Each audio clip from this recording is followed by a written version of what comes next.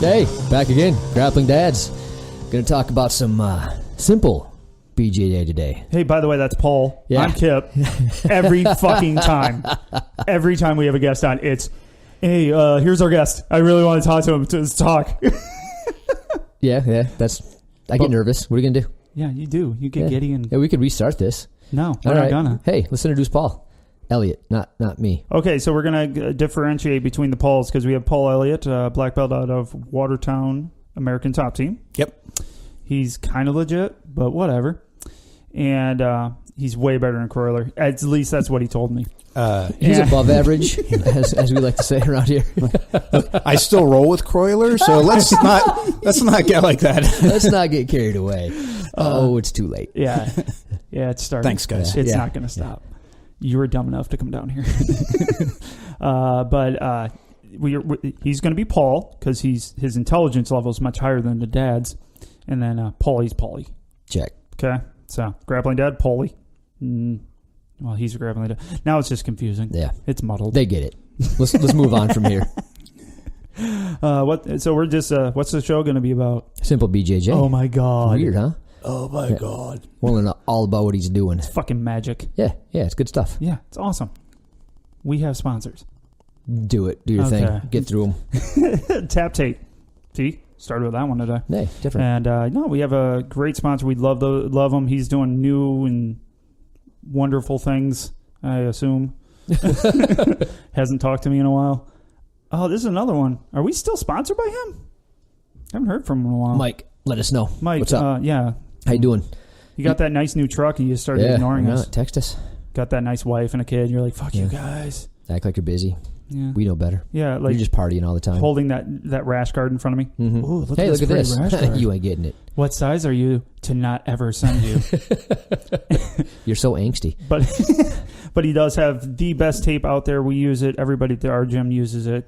If Paul doesn't use it, I'll make sure he goes home with some. Yes. And I saw it. It looks really nice. It is super nice. So you'll go home with it. Okay. Perfect. Paul, make that happen. I got it. Okay. Don't let me forget. Yeah, this is going to go well. Somebody's going to have to remind me. Yeah, I better keep on top of that. Yeah, that's on a Paul deal right there. So, but yeah, get on Amazon, check it out. Tap tape is, the number one tape out there on Amazon. And leave the review to say so. Do it. We love it. Everyone else will. Number 2, we have Top Mount Apparel that's got some new designs coming out. We got a sneak preview of that everybody's going to kind of like. Nah, they'll really like them. My wife loves the one. Oh, yeah. Did you get feedback at all? Did I? Yeah. Yeah. Did you? I did. Okay. Is it from your wife? Yeah. Okay. Just making sure. Loves it. So Al asked for our wife's opinion on one of his new designs that he's not totally sure on, and they both loved it. And we just sent sizes that they need. Yes, just send these. Yep. So, but yeah, he's always looking out for different aspects of jiu-jitsu, and this one's definitely catered towards someone that gets overlooked, and that's the women of BJJ. Don't know why they're overlooked because they mostly can kick my ass and definitely can kick Paul's ass. They're the best at it. Yeah, it's amazing. So it's really, and it's not just the women of BJJ that are rolling around. It's the wives and the mothers that bring them to practice and give the time to the significant other that wants to roll. So I think it's really cool, and that not surprising that Hal, of course, is doing something about that. So he's an amazing person. He has an amazing company. I'm sorry, it's a team of people. Screw off. It's Hal. And check it out on Instagram. They do some great posts to keep everybody up to date. They shout out anybody that posts that, hey, I'm wearing a top mount. I know my white belt's up there. Been up there twice for them. Repping their gear. So, and I got corrected by a picture sent to me of our GD10 at checkout working perfectly fine for multiple people. Yeah, bring that up. So I'm stupid. I'm gonna push that off of my white belt because he was the one that complained, and told him to suck it. And according to Al, it works. And then he sent me photographic evidence of it working. So GD10 at checkout, save yourself a few dollars. Perfect. And we were there today. What did you think of Black Line Jiu-Jitsu? Oh, it was good. I like it. The people are great. Isn't it? Yeah, every single person I rolled with, they were real. I mean, everybody in jiu-jitsu is good, right? I mean, good to be around. Oh, I was going to say. You've rolled with me, right? People, like me and Paul are terrible at this. No, but everybody that I rolled with, they enjoyed the roll. They like getting feedback on anything. Yep. It was a real good environment. Yeah, I liked it. You had a good turnout of our guys that are like the eager beavers. They just love information. They really just took on to Paul very, very quickly. Yeah. They were all scared of him. That was awesome. Okay, everybody want to roll with a black belt. Paul's run. Sitting in the middle of a room by himself. I had to call somebody. I was like, how about you? Yeah, I'm not that scary. Nobody likes me anymore. Well, this is awkward. So Paul came out to visit to Blackline Jiu Jitsu, had a lot of fun. Come check us out also. There's a new white belt there that was asking if Paul was one of the grappling dads. Got kind of butthurt because no one asked if I was one of the grappling dads. Well, but it is. I am the famous one. Yeah, the star. The lead, star. if you will. Yeah. Yeah, that's how it goes. Sorry. Thank you for hooking everything up and making it work, though. That's awesome. Oh, you mean being funny? Yeah. Ooh, I wouldn't go that far. Oh, I would. Well, yeah, we'll see. We'll see how this goes. We'll see how this goes. Well, check in at the end of the episode. It's fine. Email us. The dads, grapplingdads.com. It's fine. And but no, come visit us. We're in just south of Grand Rapids, Michigan, and easy to get to, right, Paul? Oh yeah, there very easy. Yeah, he got here. If he can get here, anybody can. Right. He traveled like 12 hours. Yeah, what's your guys' excuses, huh? Yeah. And by the way, what did I say was whoever came to visit us first was getting gear. How many shirts did you get? I got 2. He has 2 of the original Grappling Dad shirts that are not going to be recreated. Vintage, if you will. Vintage. Because none of you fuckers bought them. Oh, I am so happy. Can't blame you at all, actually. I'm happy. Oh, yeah, good. They're comfy. Yeah. But no, it's so he did. He got gear, and but so do we though. We got some grappling. Fuck yeah, we did. We'll talk about that. We'll talk about that in a minute since you're wearing it today. Yes, I am. So, but yeah, then there's another person that he also checked out on his way here, and that's Curler Gracie. The average black belt we were talking about earlier. The average black belt. He does great things. He has a podcast no one gives a flying shit about. Right. Second rate, if you will. Yep. Oh, man, he gets our cast off. Yeah. Sorry, buddy. Sorry. When you want a less funny version of the Grappling Dads. If you just want to dig into the weeds. Yeah. Lucky for Croyler, he has an above average blue belt that's, on the show. Yeah, thank God Andrew's there. Oh, man, if it wasn't for Andrew. Desmond really carries that show. Man. And he calls us daddy, so we're what up, son? Yeah. So how you doing? But yeah, just jiu-jitsu. Check it out. It's really a great show. It is. So and it's short. I like that. It's like 45 minutes most times. Really? I get pissy. I'm like, dude, 45 minutes. That's all you can do. Not even an hour. Well, let's step up your game, boys. Well, Croyler just never takes a breath the whole time, so that's about as long as he can go without taking a breath. Yeah, pause. So it's really weird. He just talks. Take a drink. Whole time. All right, let's get into it. Yeah. So we got Paul Elliott from Simple BJJ. Can you tell us about how the idea originated for Simple BJJ? First off, could you tell me what you did when you got started? No, I can't even get through it. No. Nobody cares why you started, just that you did. Yeah, I did. I did start. Yeah, definitely started. So Simple BJJ. Honestly, it's mostly because I'm a big believer in fundamentals.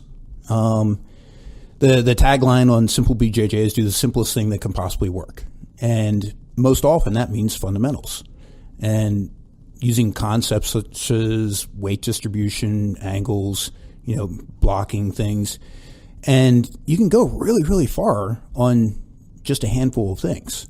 And I kind of decided, I'm learning so much about fundamentals. I mean, like some of the stuff that we went over today.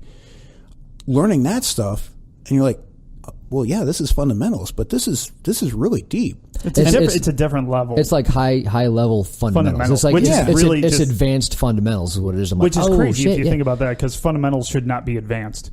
Just by its nature, fundamental is the base of anything. Right. So, but advanced fundamentals is exactly what it is. It's amazing. It's the details. Yeah. Right. So there's simple things, and the application can sometimes be a little bit complicated. Yeah. If you're dealing with an abstract concept, it will guide you a lot of the way, but it's not necessarily something that I mean, it's like you have to apply it at some point, right? So simple BJJ is kind of like saying, okay, we've got this semi-complex component of jiu-jitsu. It's abstract. But if we look at the situations that we're commonly in, we find that we can apply it. So like, weight distribution, for instance. Just small changes in how you do your side control weight distribution can make a radical change in how much weight the other person feels. Yeah, I found Paulie about that. Yeah, it's funny you mentioned that. I'm like, hey, I've been told by a couple of people my side control feels light. And I gave you... Which it did, yeah. It so did. I'm like, well, I find success with it, but on white belts, right? Well, you found success because you transitioned away from it quite quickly. Yeah, so it left me light on my feet so I could transfer out of it. So. Exactly, and it didn't give it time to fail. Right. So I showed Paul, and he's like, yeah, so you're in the exact position that you shouldn't be. So there was 3 positions in this side control. 3. Paul was in the only one that didn't work. Not even kidding. I think I was almost doing the right thing, I think, with my body, just in the wrong position, and it made a huge difference. Yeah. Yeah. So I didn't have it all right, but if I was doing what I was doing that implies in the right position. You had more right than you did, though. Yeah, maybe, yeah. I might be pushing it a little bit. I didn't have it all right. I had 95% of it wrong. Hey, that's I got 5% average. right. Yeah, but when we talked about it, now you have more tools available to you to determine, okay, well, if I'm thinking about how my weight is on somebody, we talked about center of gravity and where you're placing in relation to the other person. And now if you get into another situation where you're applying weight to somebody, you can start thinking to yourself, oh, well, if I'm here, I'm going to automatically be applying more of my weight to them and immobilizing them more and making them open up more things. Right. Now, I'm clearly... I just learned the concept and learned how to do it yesterday. So he perfected it overnight. So today I used it for the first time, and I picked a brand new blue belt, and I got in the position. I'm kind of like trying to feel, okay, here's where my hips are, here's where my body is, and here's where I'm trying to Did place you my do weight. that to little Robert? I did. What the fuck, man? Hey, look, you got to start. It's legit. Yeah. No. You start with the smaller, weaker people when you're trying new stuff. But he's good. And you're kind of a jerk. Yeah. Because you're way twice as much as him. Well, the point was I got the position. I'm like, I think I got it. And he's looking at me like, what are you doing? Because I wasn't moving. I'm just trying to get the position. He's like, I can't move, but you're not doing anything. I'm like, just give it a minute. And literally 30 seconds later, he's like, I got a tap. I'm like, yes. Well, dude, it was crazy. The difference, the weight, and the positioning of ribs. It's not one I think of very often. Yeah. Using your rib cages to tap people. Yeah, and to Paul's point, it's just a simple fundamental thing where it's a very small tweak. Like if you just looked at me do one thing to the other, it'd be like you didn't do anything different. Like you're in the same position. But when you go over the nuances, yeah, it's like, holy shit, it's a world of difference. And I can tap certain people out like you tap me out just by the pressure, because when I can't breathe. Like I can let my breath out, but I can't gain that breath back again, like you were saying. Yeah, so. And that's that gets called invisible jiu-jitsu or hidden jiu-jitsu. Yeah, and it's that there's subtle changes in what you're doing, and while it looks like you're doing the right thing, you might be just a little bit off. Right. But until you understand the concepts of jiu-jitsu, you can't self-diagnose that stuff. I can't self-diagnose shit. Are you doing it wrong? I don't know. Well, we haven't been around long enough, right? No, we have not. So Paul, you go out to like Henry Aiken's school out in California. You visit Croyler often. Like you've been around all the right people and asked all the right questions for a long enough period of time. You're like, now you have to see it eventually. We just haven't been around long enough to understand what the hell we're doing wrong, I think. I don't know. I mean, competency level's quite low over here. Well, yeah, but it comes down to, that's not necessarily true. Just experience, it's going to give you a mechanical knowledge of jiu-jitsu. Mm-hmm. And you can certainly find things that work well, but it's just because it's trial and error. But are you really asking yourself, what am I trying to accomplish here? What is the purpose of what I'm doing? And when you can answer that, you start looking at other scenarios where you can apply that same knowledge. It's like for Kimuras. The way that I do my Kimuras, I apply that same style of Kimura from a bunch of different positions. It's fucking amazing. Oh, Thank dude, you. it is. It's seriously, that was a game changer for me. Because I've actually trailed away from doing and even going for Kimuras because I felt the same way you did. I mean, I just felt like I could rip somebody's arm off. Yeah, it's scary. Really, really quickly. And then I saw that video that we talked about the other day of the woman just like her arm just snaps. And like it went from nothing to snap. I'm like, yeah, I feel like I could do that to someone. Yeah, I want nothing to do with that. No. I don't want to be responsible for somebody not being able to train. Yeah. Or not having an arm. That was disgusting. That's funny. So how long into your journey did you get activated there? Fucking dick. My path? Right, What? your path. Oh my God, you guys both suck. Before you really got into digging into the fundamental aspect of it, because I know a lot of people, they want to do the fancy shit. Oh yeah, like the barambolos, sure. or the spinny stuff. Yeah. It looks cool. Like you said, it looks cool and it's fun and there's nothing wrong with it. But when did you go, no, this is what I want to dig into, is the fundamentals and the deep nuances. Basically around purple belt, right? Okay. So white belt, I just did whatever I was told. At blue belt, I was starting to get a little more interested in some of the stuff. Like I would look at the berimbolo, and it was like, this is pretty cool. But then I'd try it and it'd be like, man, there's an awful lot of things that can go wrong here. There's a lot of moving parts, and most of that fancy stuff. Well, yeah. I mean, and it's not that there's. I don't want to say that you should never use this stuff. I mean, it is fun. Doing a berimbolo is fun, but there's so many moving parts of it. I found that if I understood the more advanced stuff, or what everybody considers more advanced instead of fundamentals, the more I looked at it, the more I was like, well, yeah, if I just do this here, I'm going to shut that down. Mm-hmm. Whereas the fundamentals done really, really well, it's like you can tell the person, yeah, I'm going to do this to you, and there's nothing you can do about it. Well, that's kind of your joy of rolling. Yeah. And that's, and then I started seeing people like, Hodger Gracie and seeing his reputation for being able to just do whatever he wanted. Mm-hmm. It's like, he does basics. Yeah. And that's like, that's so amazing to me that you can have things that are so straightforward, yet so impossible to stop. It's like chasing that level of perfection holds way more appeal to me personally than learning a bunch of fancy stuff that looks really cool. I think it's way more impressive to see somebody use very basic jiu-jitsu and do stuff that looks like they're hardly even trying, rather than, maybe a fast pass. I mean, like, take Rafa Mendes. Amazing, just incredible jiu-jitsu. I could never do that.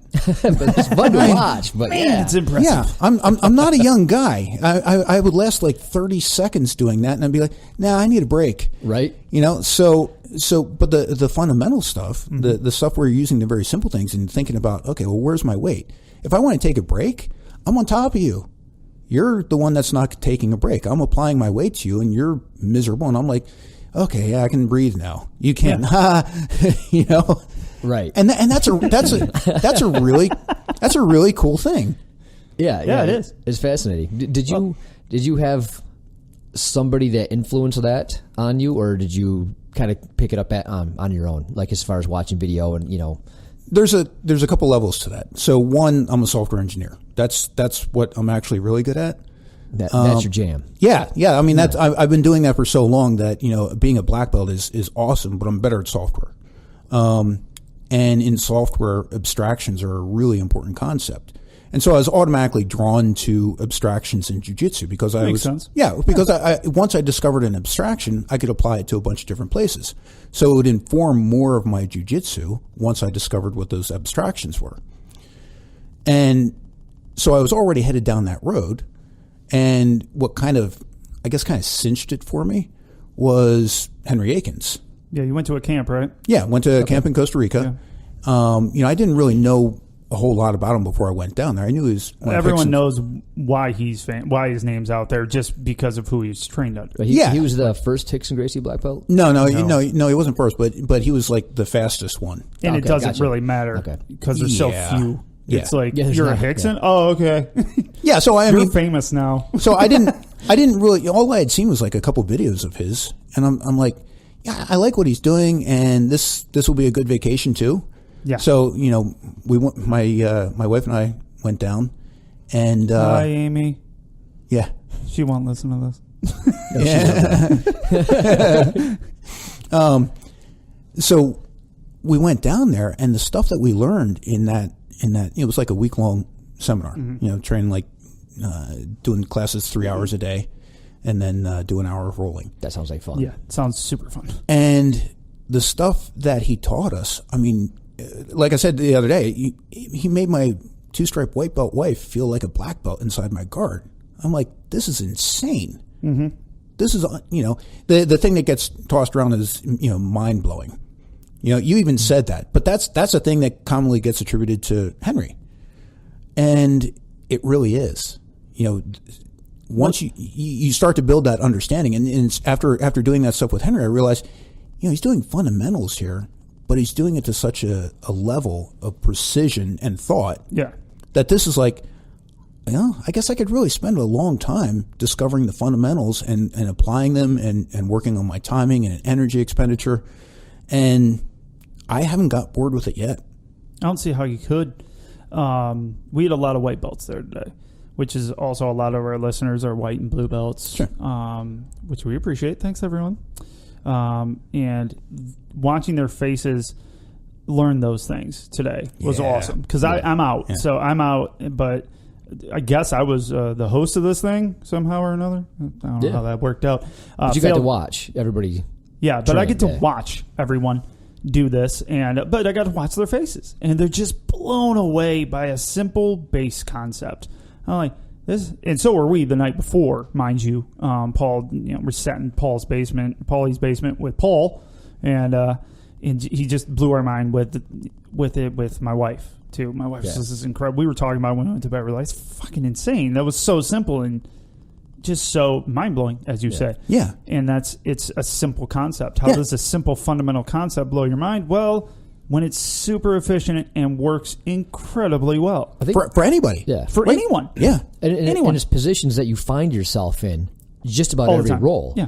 And when you're having troubles and you're failing in that position, like this is where I'm at all the time and I suck at it. And all of a sudden you make a few tweaks like, hey, do this. And you're showing body mechanics and why it works and the how and the why, where it really resonates and makes sense. You're like, oh, I get it. That makes sense. Yeah. And then you go to and you roll the first time. You're like, holy shit. Yeah. Like this is. You're like, why didn't I learn this a long time ago when I was a white belt? Yeah, exactly. My life would have been so much easier. Oh yeah, a lot of people I would have got so much better. No, I wouldn't. Well, a lot of people in their top guard, they're like, you sit down, you have your knees on the outside, and you got your toes touching, and your and back you're done. straight. And you go. Yeah, and, make sure your chin's high. Yeah, they talk about good posture, but they don't talk about how to get the perfect posture or what good posture is because. And I think you want to know what I think it is? I was thinking about that when you were talking about it today. I think it's a lot that people are like, oh yeah, good posture. You think of good posture, it's a straight up and down back. Not in Jiu Jitsu, period. It's just a straight back, shoulders back, and you're good, right? Yeah. That's what you're taught when you're a kid. That's how you carry a book on your head if you're from medieval times. But whatever. Nice analogy, bro. No, keep going. This is great. FYI, totally the idea. If it made sense, I wouldn't say it. And it's amazing. That's not good posture in jiu-jitsu. It kind of is. But the one that you're showing, let's say, because yours isn't the only one that's going to be great posture, right? It's just the one that you showed. That's what we'll go with. I think it's the best posture. Anyways. What are you doing? Hold on, dude. I'm making jokes. Yeah. Have you ever been here? Have you been on this show before? No, keep going. This is fun. But no, it's... Is it too early to leave? It's just... Oh, yeah, I'll just keep going. You don't seem to need me very much. So. No, so it's not. It's more of a slunched over bad posture in real life. It would hurt your back if you did that all the time. All the time, you would have a hump on your back. You would because basically your shoulders are slumped down. Kind of. You explain it. Go ahead. Yeah, I'm not even trying to explain it. Oh wow! At all. Yeah, it's hard without like showing somebody in front. Well, I wasn't going to ask him to explain it, but Paul, I guess. Well, look. Look. I mean, the very, very basic version, just to cover what you were talking about. If you sit up with what you think is good posture inside closed guard, which good posture, your shoulders are back. Right. Okay. Yeah.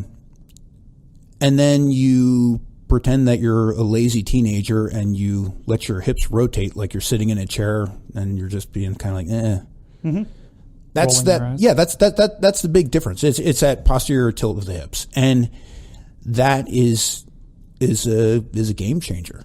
But that's the only real big difference between what you would consider good posture and what we're doing inside the closed guard. Exactly. But it appears when you're looking at it that you're slouching when you're not. All you've done is lowered your shoulder level. It's kind of like you were saying, you like you're sinking down in the chair. Yeah, like you're just kind of slouching in the chair a little bit. Yeah. You definitely look more comfortable. Hell yeah, you do. Right? It's like, I'm okay here. Yeah. The best part about it is when somebody tries to sit up, you push them in the face.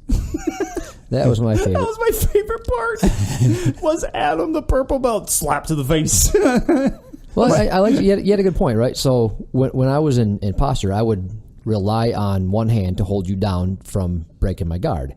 When you're doing it your way, I don't need that hand to hold you down. Like you can use it to defend yourself. Like if they sit up on you, because they really have to sit up on you because they can't just pull you down with their knees anymore. Where before they could just pull me down just using their knees, and now they can't. That's not an option. So now they have to sit up into me, and I can just have that free hand that I don't need, and just push them on the chin and push them back down, and it's not a big deal. Yeah, and you felt even when you were blocking with that one hand, right? So you were blocking with that one hand. It was easy for me to disable that one hand. Mm-hmm. Or when at Black Lion, it was two hands on me. It's like I don't care, right? You know that wasn't. It was solving the wrong problem.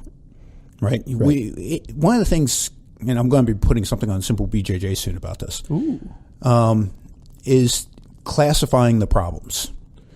If you don't classify your problem correctly, how are you going to solve it? Very true.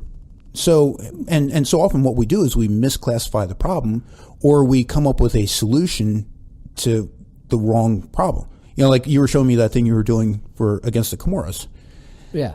I mean, it's not that it was a bad solution. I was pretty proud of it.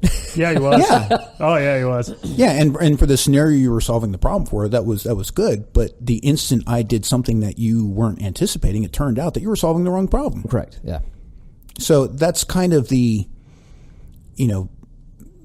where it's kind of all headed on this stuff. You know, when you start looking at the actual problems that we're dealing with, and you identify them correctly, then the solutions are a lot easier to not only see, but to understand and to be able to implement quickly.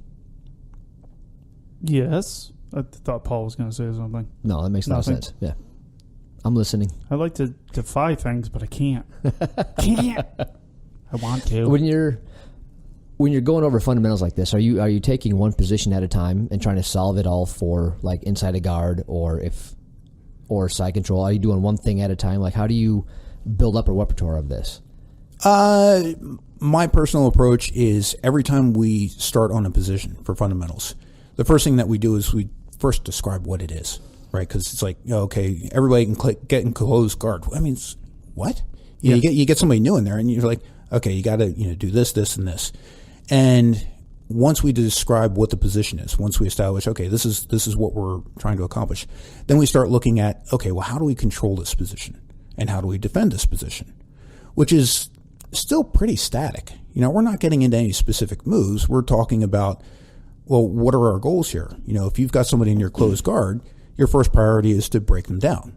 Right. Well, that means the person on defense is trying to avoid being broken down, which is why we spend a lot of time on posture inside the closed guard, because the main problem that we have to deal with inside closed guard is getting our posture broken. Yep. As soon as our posture gets broken, we're getting submitted or swept. Yeah, because there's effectively nothing you can do to somebody unless you break down their posture. Pretty much, yeah. I mean, that's always going to be that first step. So that'd be, like you said, defining the problem. Yeah. I can't have that happen. Ergo, right. I have to have a really good... Ooh, you haven't used ergo in a while. I know it's been a minute. Yeah. But yeah, so now that you got the problem defined, now we can work on a solution, and what are the best ways mechanically I can put my body in such a way that... And it's that way to break me down. Yeah. So when we talk about side control, we talk about, okay, what's the best way to control side control of the various methods of side control? Back, all of these things. So the very first thing I do for introducing a new position is to say, what are we trying to accomplish here? What is the primary static goal? Then once we've covered that, then we can start talking about specific submissions and transitions and offense and defense. Right, because that's where things start getting interesting.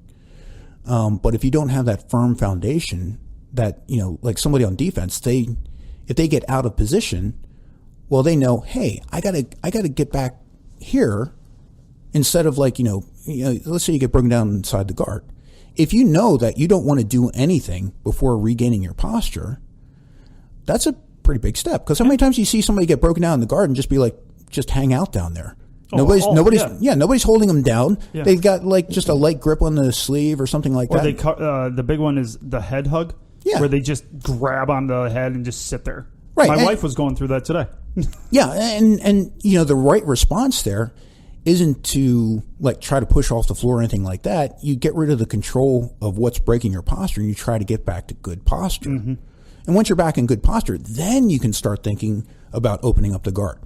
And not really before, ideally. Yeah. Right. I mean, there's always exceptions to these rules, but in a perfect world, you're going to get back to a safe, known position where your defense is as good as it's going to get, and then you work from there.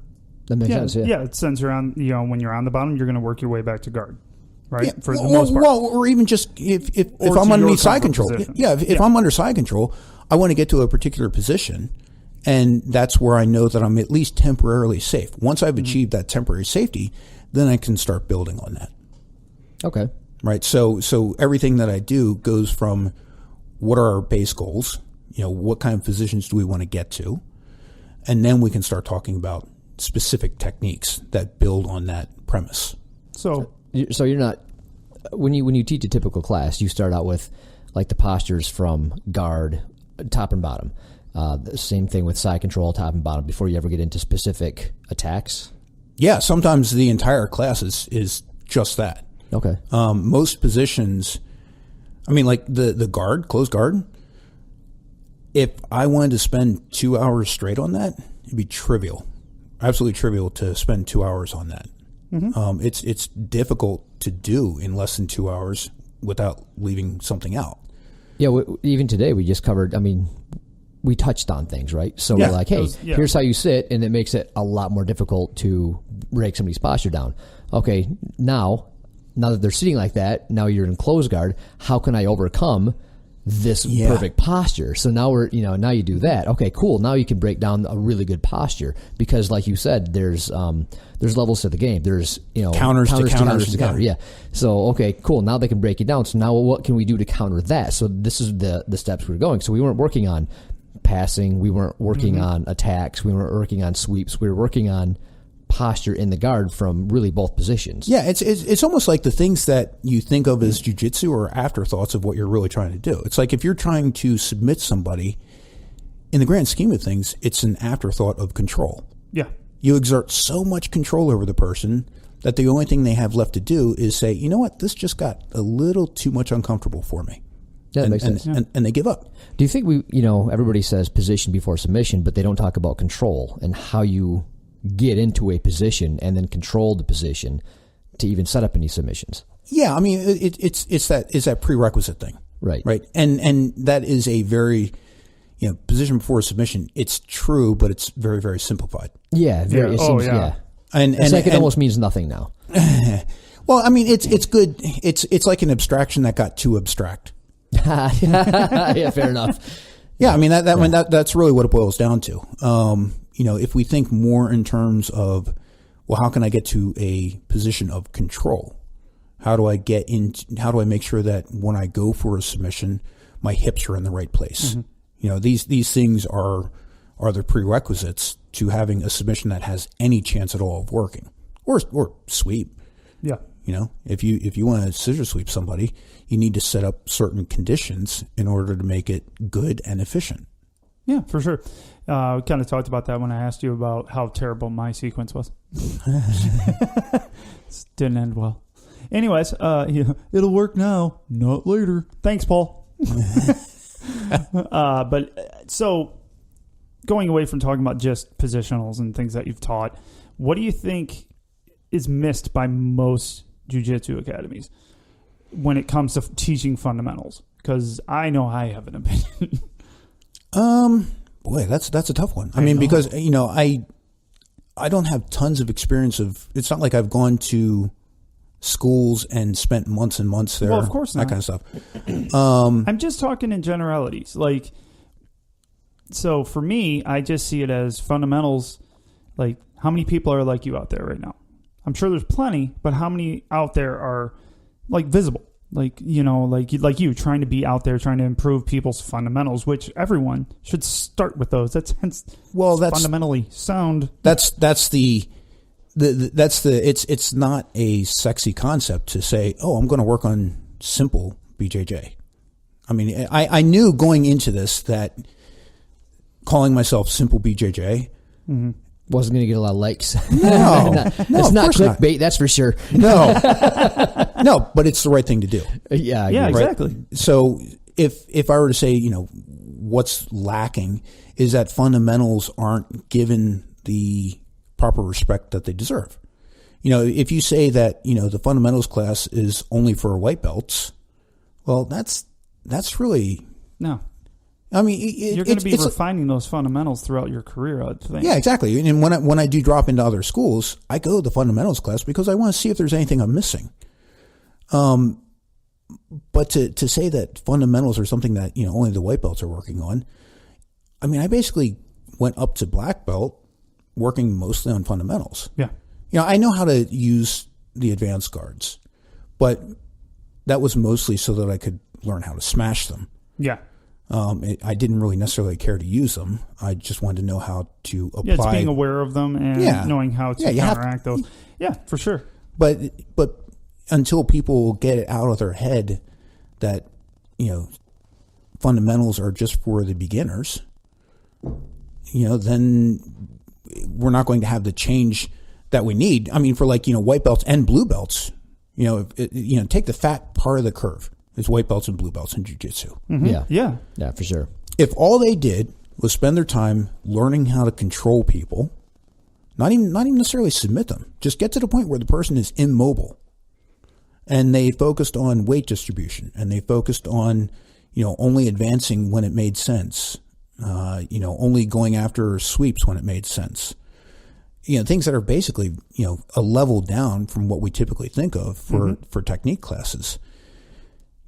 That would be so much of a better foundation. I mean, you know, look at the people who are white belts today that after they learn, well, how do I really have posture and guard?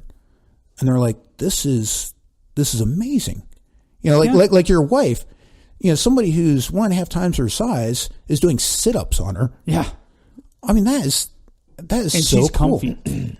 She's comfy. Yeah. Like, not straining to keep her, you know, posture at all. Yeah, she picked it up faster than I did, that's for sure. I think everyone did, Paul. No offense. Love it, Paul. How dare you? For some reason, that was a really difficult one for Paul. Well, I've been doing it so different for so long that it was hard for me to wrap my mind around doing it any different than I did.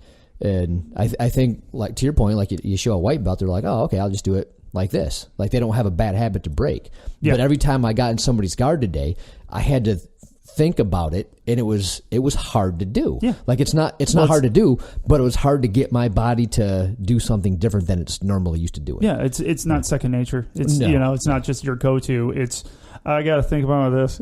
Yeah. Hold on. Especially when I've had a lot of success for it throughout the the years. Yeah. So, you know, I it's when you think you're good at something and you think something's good and sound technique, then you learn it could be better, and here's how, or try it this way, like Royler likes to say. Yeah. You're doing fine, like you had success, and I'm sure you do. Just try it this way and see if it's any better, see if it works for you. That's Curler's way of telling you what you're doing is shit. FYI. I'm just kidding. Why don't you try it this way, because that way's fucking terrible. Damn it. Yeah, I've been on the receiving end of that. Yeah, it's crazy. Everybody has. Yeah. How can you not? Oh, well, let's go on a quick funny story of when I got to roll with Paul. Yeah, it was fun. So it led off with, like 2 or 3 days before, Croyler just on a random post says, yeah, Paul, you're green lighted. I had been talking a lot of shit to Croyler. Like a ton of shit to Croyler that week. And so I'm like, oh, yeah, get down there. See Paul. I like Paul. I met him when I was out east. Nice guy. Not really. Kind of an asshole. I go to do my shit that I'm comfortable with, and he just literally stops it and goes, that's cute. I'm like, oh, fuck. Uh-oh.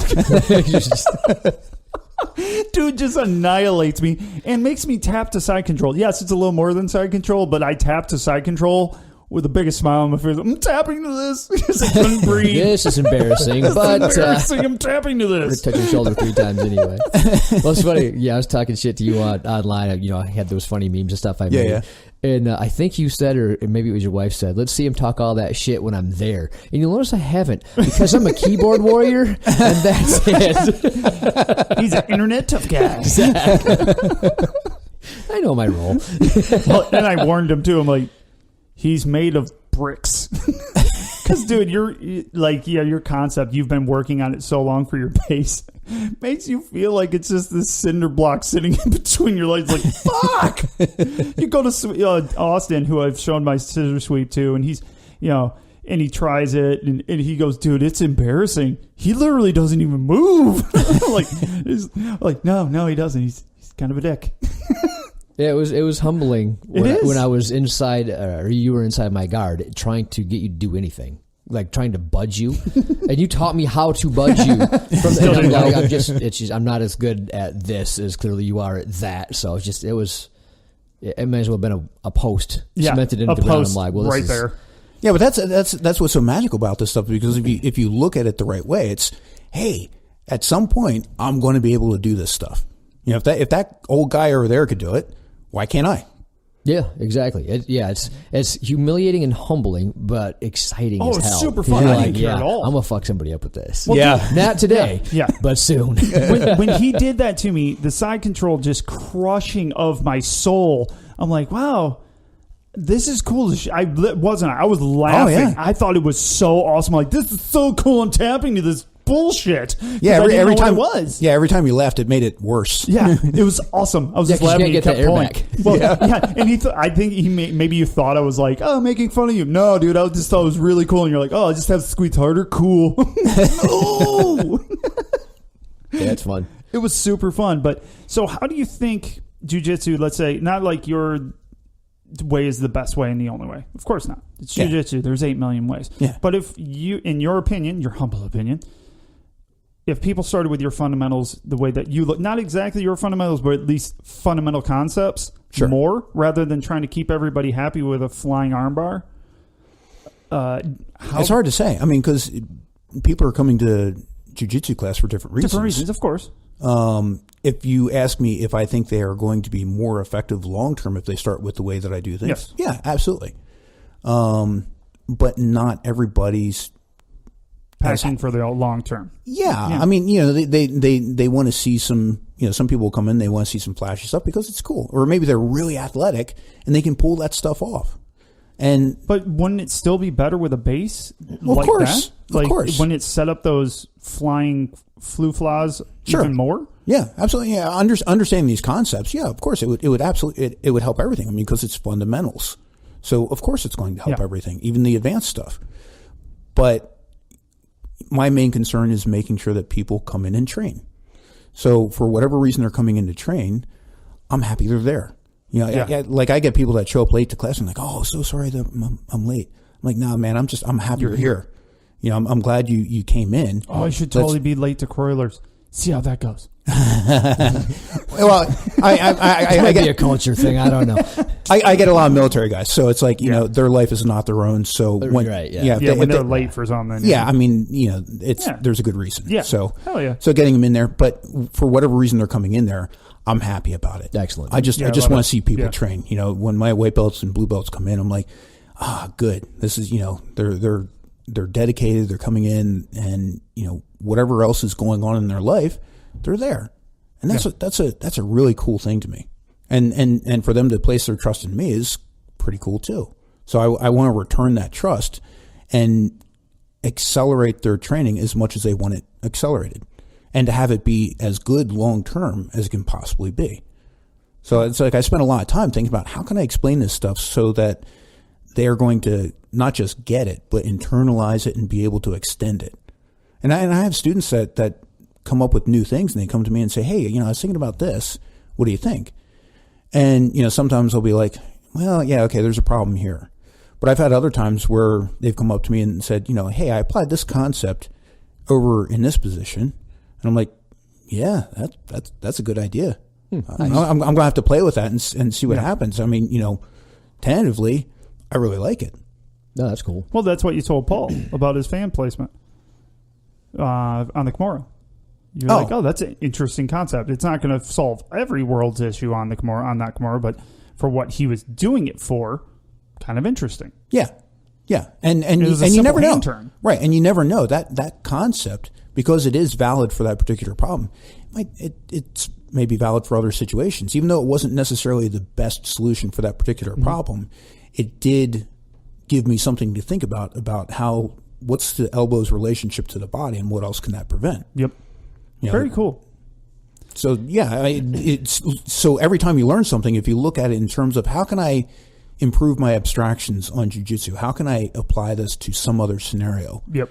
You start to learn how to recognize the patterns that are in jiu-jitsu, and then you'll start to, without even realizing, you'll start to improvise things that obviously somebody somewhere knows. You're just discovering jiu-jitsu after all. Right? True enough, yeah. Right. So you'll do something, and it'll turn out that you're using mechanics from some other position, but you're using it creatively. I get a lot of arm bars that are like, man, that was a really weird arm bar, but there was nothing wrong with it. It was just from a really weird position. Right. A lot of these inverted arm bars and stuff like that. Yeah, yeah. And it's because of the abstractions. It's because of things like, when I feel somebody's wrist on my neck, or I feel their wrist in my armpit, there's a pretty good chance that there's an arm bar there somewhere. Regardless of where we are, there's a pretty decent chance that I should be thinking about, well, what can I do to alter this situation to turn it into an arm bar? So you look for those common triggers. You look for things that help you in other positions based on what you already know. Okay, that makes sense. I like it. When you're training the fundamental concepts, do you notice that people make greater leaps in their abilities rather than teaching individual techniques? Like, so rather than teaching an armbar, a Kimura, a choke, you're teaching base, posture, weight, pressure, angles. Do you notice that people are making giant leaps rather than they just have information that they can't really use? Well, certain things will give them bigger leaps than others. But even when we're talking about a specific submission, getting into the details of why that submission works, not just do this. If you get into the details of, well, what are we trying to accomplish? I talk about, ways to enhance the submission. We've got different modes of submission. We can bend the joint, like hyperextension. Yep. We can twist the joint, right? We can expand and we can contract joints. So there will be a primary mechanism that we use to break something, but we can also enhance it with secondary mechanics. Yep. So like if I'm doing a triangle armbar, for instance, if I turn the person's hand all the way to the outside while I'm doing it, that rotational pressure increases the pressure on the elbow. And it makes it a lot more effective than if I just try to hyperextend the elbow. Oh, interesting. Okay. Yeah. It works that way in knee bars. Like, some people will tell you to compress the knee. Other people will tell you expand the knee. I was listening to something that was talking about twisting the knee at using the foot as a lever. Okay. These things enhance the primary braking mechanics of hyperextending the knee. Okay. Yep. And I've heard they cause more pain. Well, yeah. I mean, what are we trying to do? We're trying to wreck a joint, or we're trying to choke somebody. And when we're trying to wreck a joint, the more tension, the more out of place we can get things, the more effective it's going to be. So when you start thinking in terms of those concepts of what am I trying to accomplish here and how can I enhance it, then all of a sudden your submissions become more effective and you can apply them from more creative angles and other interesting scenarios. Cool. Makes sense. You guys aren't tearing me down anywhere near enough. I mean, usually it's all, Well, you're here. How do we murder it? You're here. We explained We're that. kind of scared of you. Keyboard warriors. I already. That was Got yeah, it. Got it. Okay. Yeah, we can only talk shit when they're not. I'll talk shit when they're right in front of me because I'm dumber than you. I mean, fair. I could say things like, he's on steroids. I mean, we could talk about guard pulling and why he's wrong on that. Guard pulling and why we can dive down that guard pulling. Oh, Jesus. What's he got? He's got a wrestling shirt on.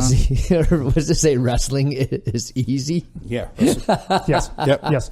And when in doubt, double leg on the back. No. No. When in doubt, butt scoot. Boom. Done.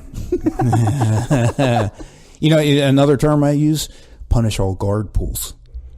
How dare you? That's a saying at my academy. Is just somebody, quick question. Have you pulled guard before? Me? Yeah. Yes, once. Yes, I was injured. We're not going to talk about why.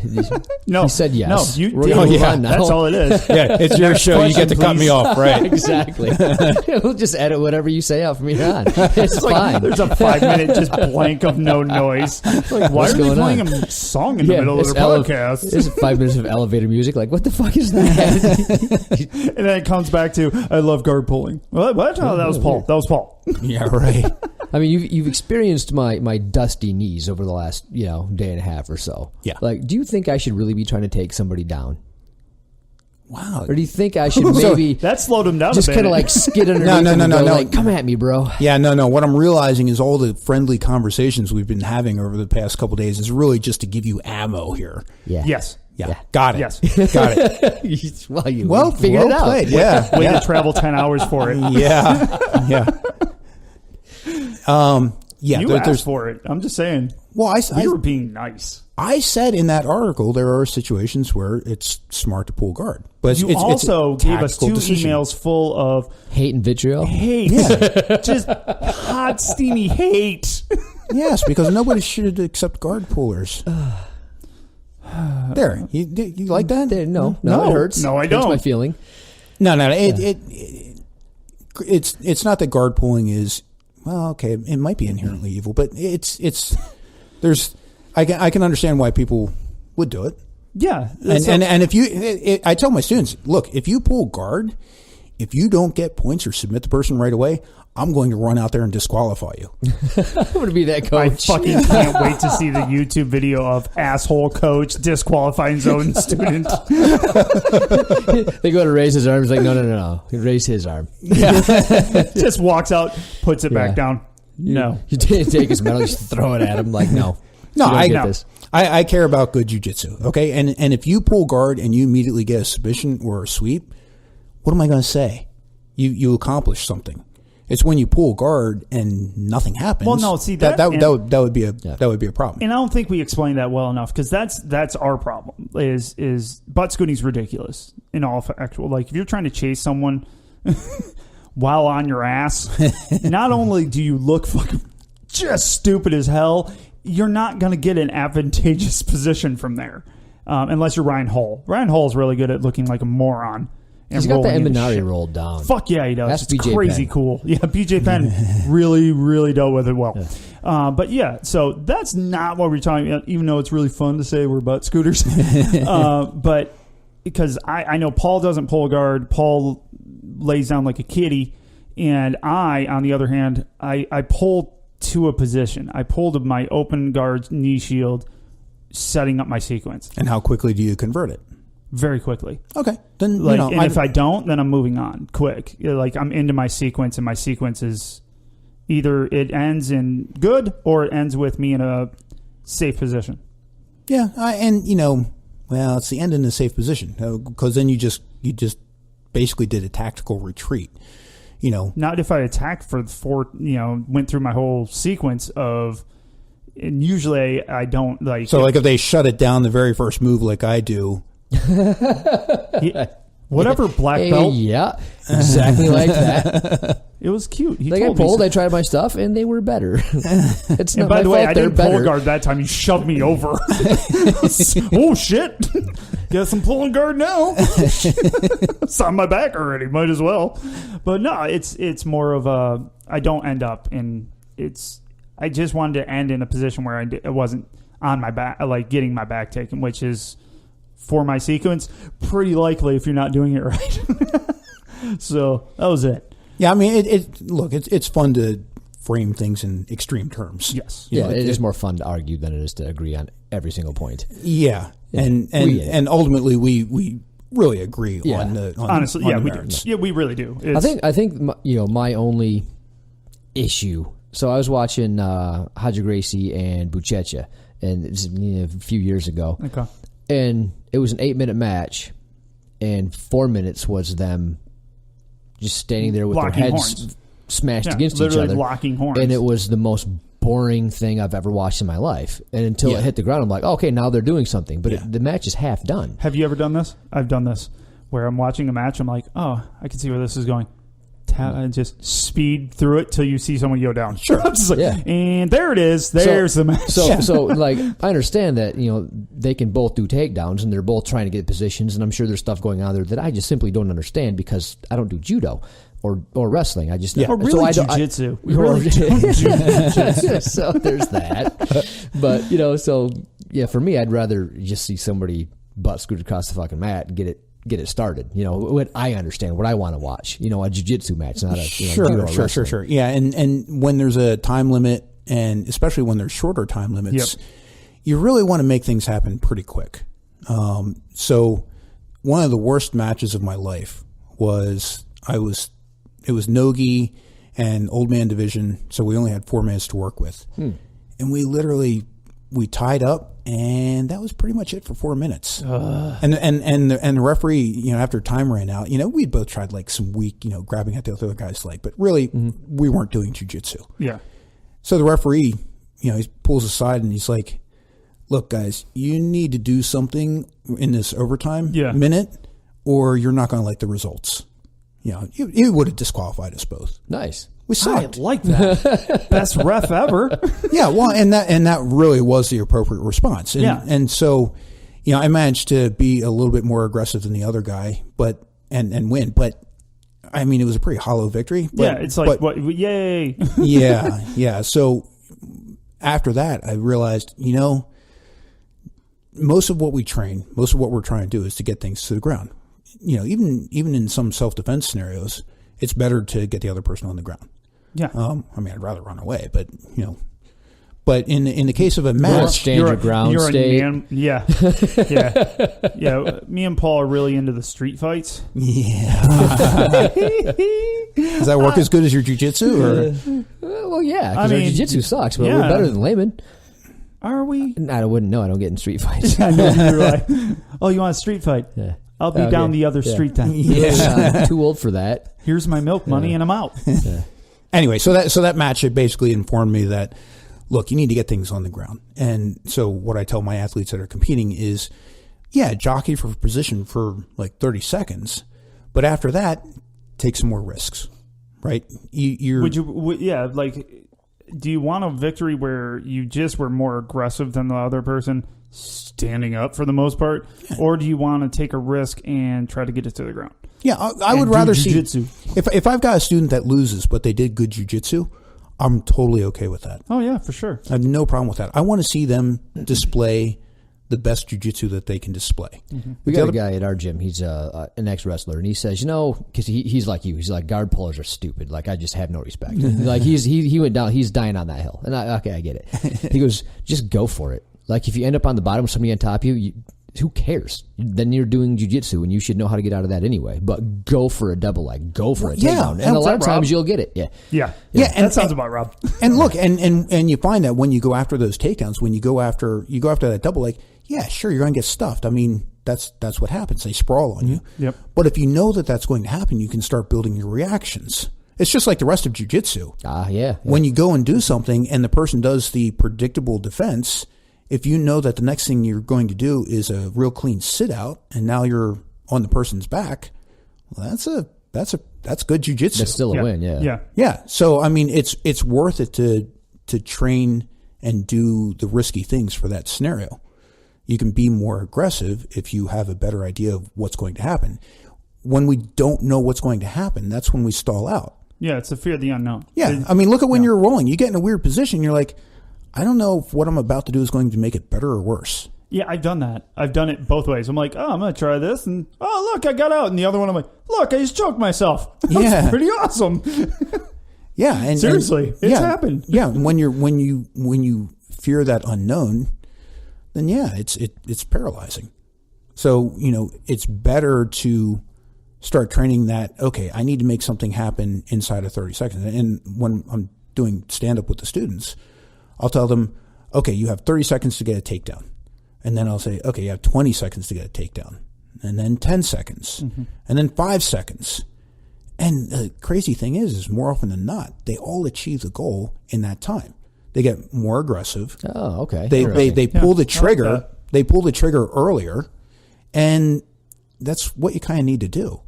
You know, the times that I've gotten taken down in competition is because I didn't pull the trigger soon enough. I took too much time to set things up, and the other person is that why I keep on hearing people yelling "be first" in every jiu-jitsu tournament? Oh man, you hear that a lot. Be first. Well, be first. No. But that's what you're talking about, right? Be aggressive, be first, and maybe. Otherwise you're getting. I've never heard anybody yell that. So oh, I mean, really? yeah. I've watched a bunch of stuff. Oh yeah, like, be first. And I'm like, why are they yelling at that? Be first at what?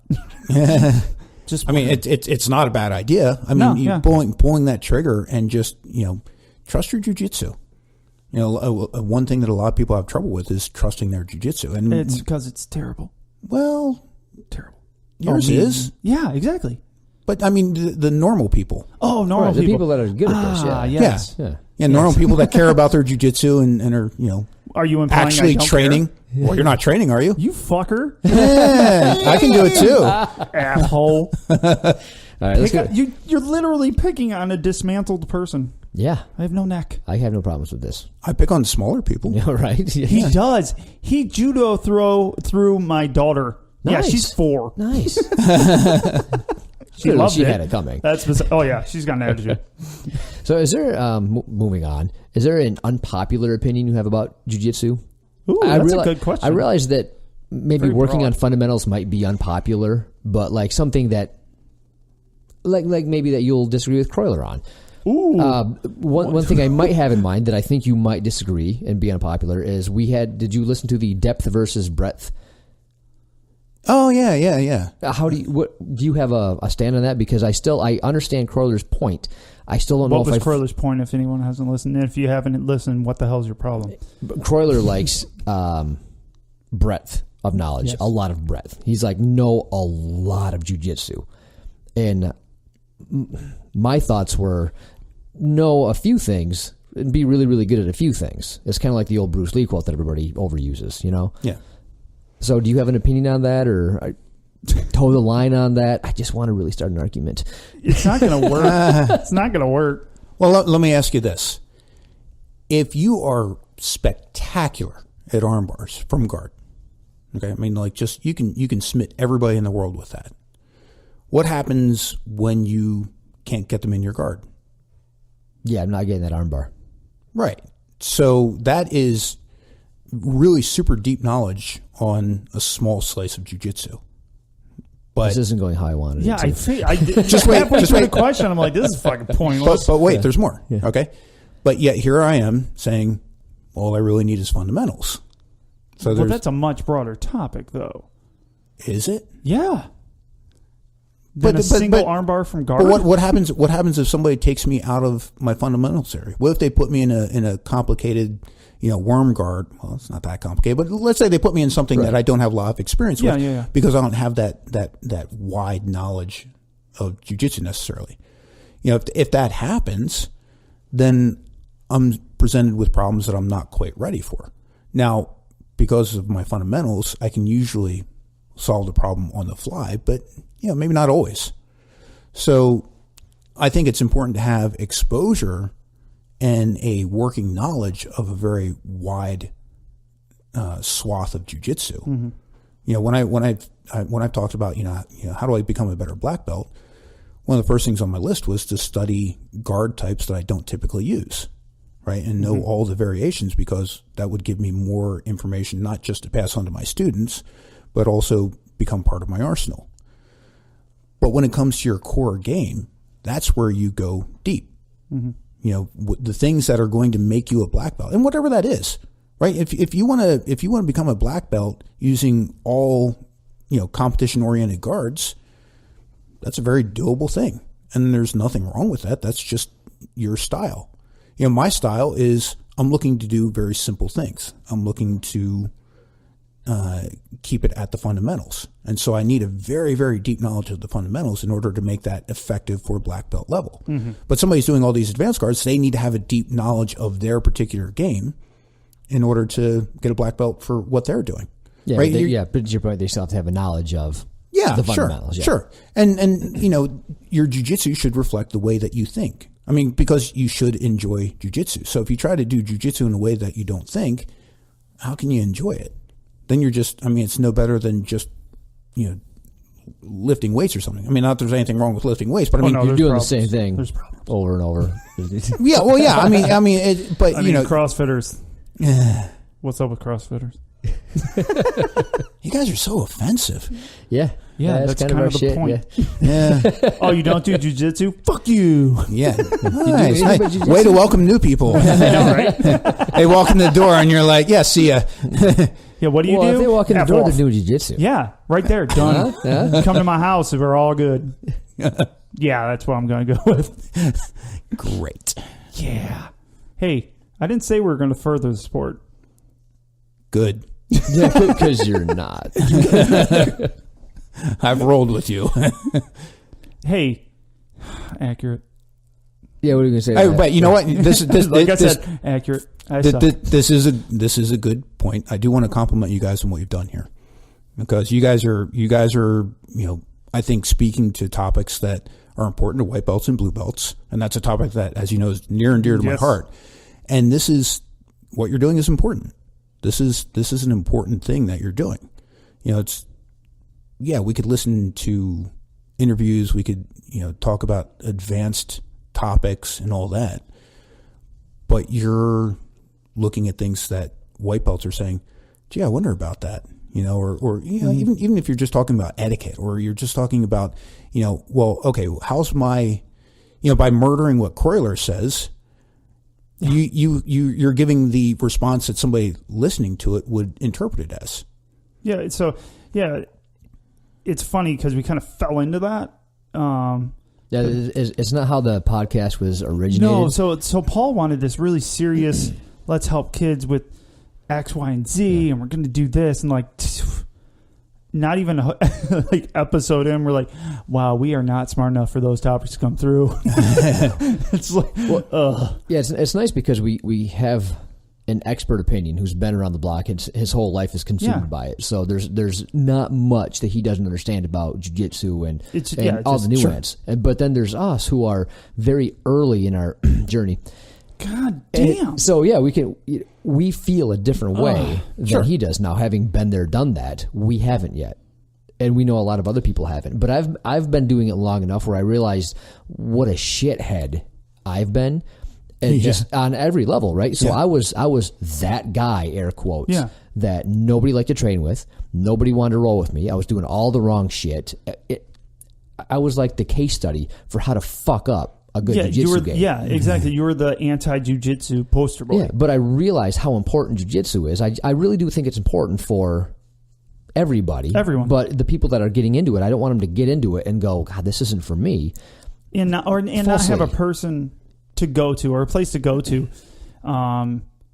for those answers. And I'm the person that I'm new enough that I can remember all those struggles. Sure. And I was fortunate enough to have a mentor in Paul and also I had my head coach in Chad and things like that. Like I was pretty spoiled. Even in people in my gym, I was spoiled just because of the guidance I had. Jesse is also another one. Mm-hmm. I had both of them. So I had two guys showing me all the stuff that white belts can't ask.